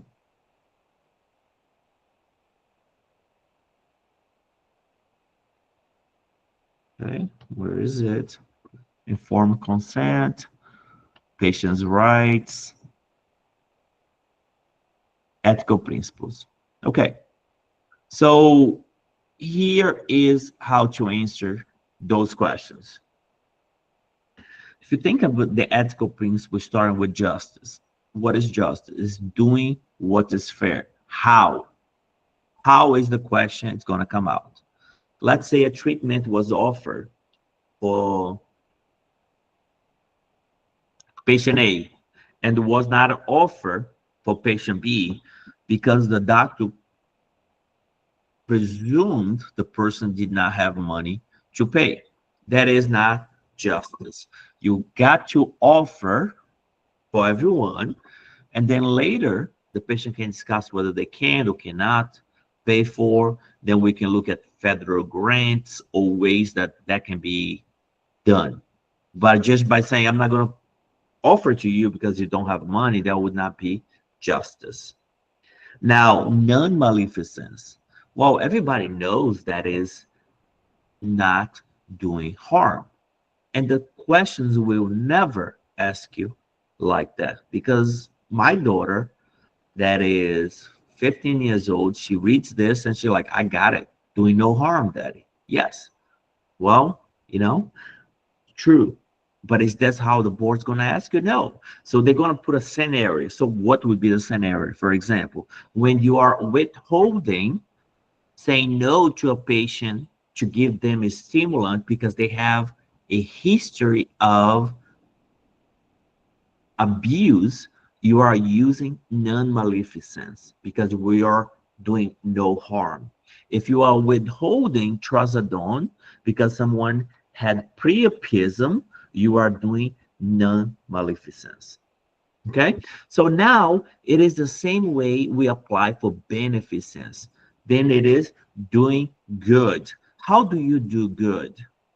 You do good when you provide the right medications to treat the right symptoms. For example, when you give an SSRI to treat major depressive disorder, you are applying the principle of a beneficence. Fidelity is being faithful. Everyone loves someone that is faithful, right?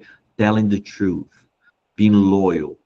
It is a huge characteristic that people do like it. You gotta be loyal. You gotta say what you are going to do and you keep in your word for it, right? So nurses are faithful in keeping promise. If you say, hey, I'm going to be back at this time, and you do come back at that time, you are being faithful. Fidelity, integrity, honesty, right? Meeting the patients at reasonable expected roles. That is fidelity, right? Such as being respectful, competent, and professional. So when you look at fidelity, think about those three words, because you can remember fidelity, being faithful, from fidel, right? Spanish word there. But remember, also respectful, competent, and professional falls under fidelity. Now, veracity, it is one of the most simple one because it's just telling the truth, nothing else but that. Now, if Wendy, if you do have the question in which fidelity was confusing to you, I am more than happy to answer the question and giving you feedback live, right? I don't remember the question, but it was in one of those diagnostic tests that I did Mine? recently. Yes. It Oh, was, yes. I wouldn't remember either. I mean, so many. Yes, but I didn't have a rationale, so I was not able to Yeah. take a look at it. But now you break it down. You know, anatomy. I know justice. I'm good at, but I just couldn't. So the child said, "Don't tell." You tell her that there are instances where I may have to report. So that's telling the truth. Tell her the truth, right? Let me put it in a different way. When, hold on a second. Please, everyone else, mute your mics here. So what I was trying to say is that when you are pressed against the wall between your client that is a minor and the parent, you are going through a ethical dilemma, because you want to tell the parents, but you also want to be faithful to the teenager, right? So yes, in the sense, you are keeping your promise keeping. So that is a part of fidelity. Does it make sense? Yes, Dr. Lopez, I got it. Okay. All right. So now, one with autonomy, people always confuse because the questions always come in a ways that it says, are you talking about the autonomy of the nurse or autonomy of the patients to choose the right decision for their that they have a decision to choose from the treatment? Okay. All right. So hopefully that helps a little.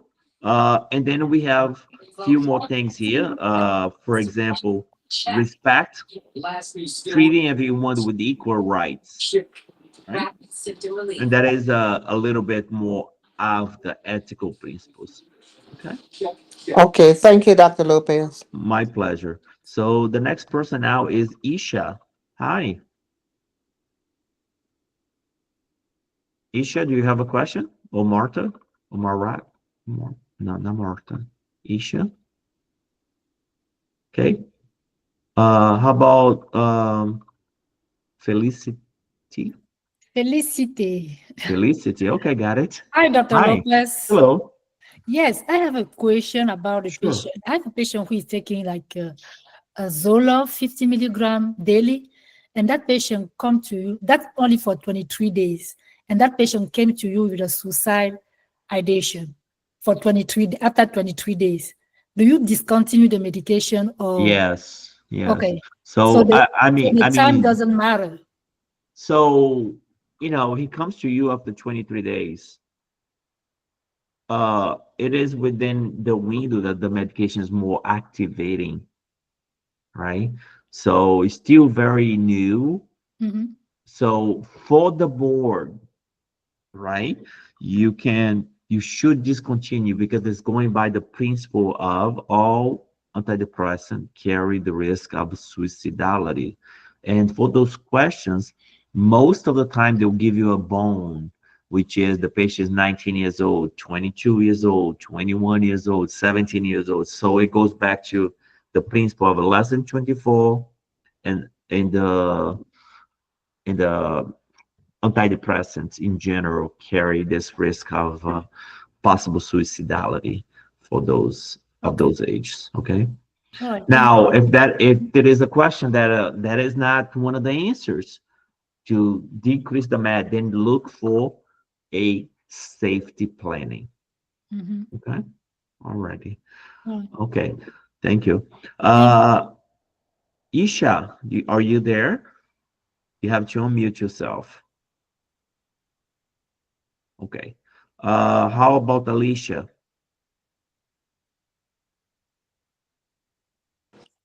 Hi, Dr. Lopez. Quick Hello. testing. Hi. I'm do the test next week. But I won't be able to do the crash course with you. Can you email me the stuff too? You gotta email me, and then I will respond to you tonight. Okay. Oh, all right. Thank you so much. So yeah, my pleasure. Make sure you email me because it's a lot of input towards me, and I will not remember everyone's emails. Okay. All right. Thank you so All much. right. Thank you. My pleasure. Okay. So I think no one else has answered. Good night, Roberta. It's good to see you again, and so is everybody else. Guys, keep pushing, right? For 8 weeks, for 6 weeks, or how long you think you need to prepare. Just keep pushing, but push it in a way that you do not have to do this again. Don't just go with the flow. Go with intensity and passion so that there is no other possible outcome. And the task day is your happy day. It is not a day to feel anxious. It's the day to be like, thank you, the Lord. I have studied so hard and they got nothing on me they can possibly do. Right? As you walk through the door, you can just start kicking that door out and be like, give my certificate. Then this is how we got to go in right inside with that much of a passion and conviction. So do the right thing, study hard, leave no questions unturned, and give yourself breaks if you need to. But this is like one of the things that is paying yourself first, right? So you are going to study in a way that you are paying yourself, that your life will be so much better professionally when you become a PMHNP, and you're going to look back, it's like, wow, why did I take so long? Okay. With that being said, you guys, no meeting next middle of the week as we prepare for the big event, the PMHNP Crash Course Review. I'll see you guys during the event. Have a great night, everyone. Bye-bye. Good night. Good night, Rowie. Thank you.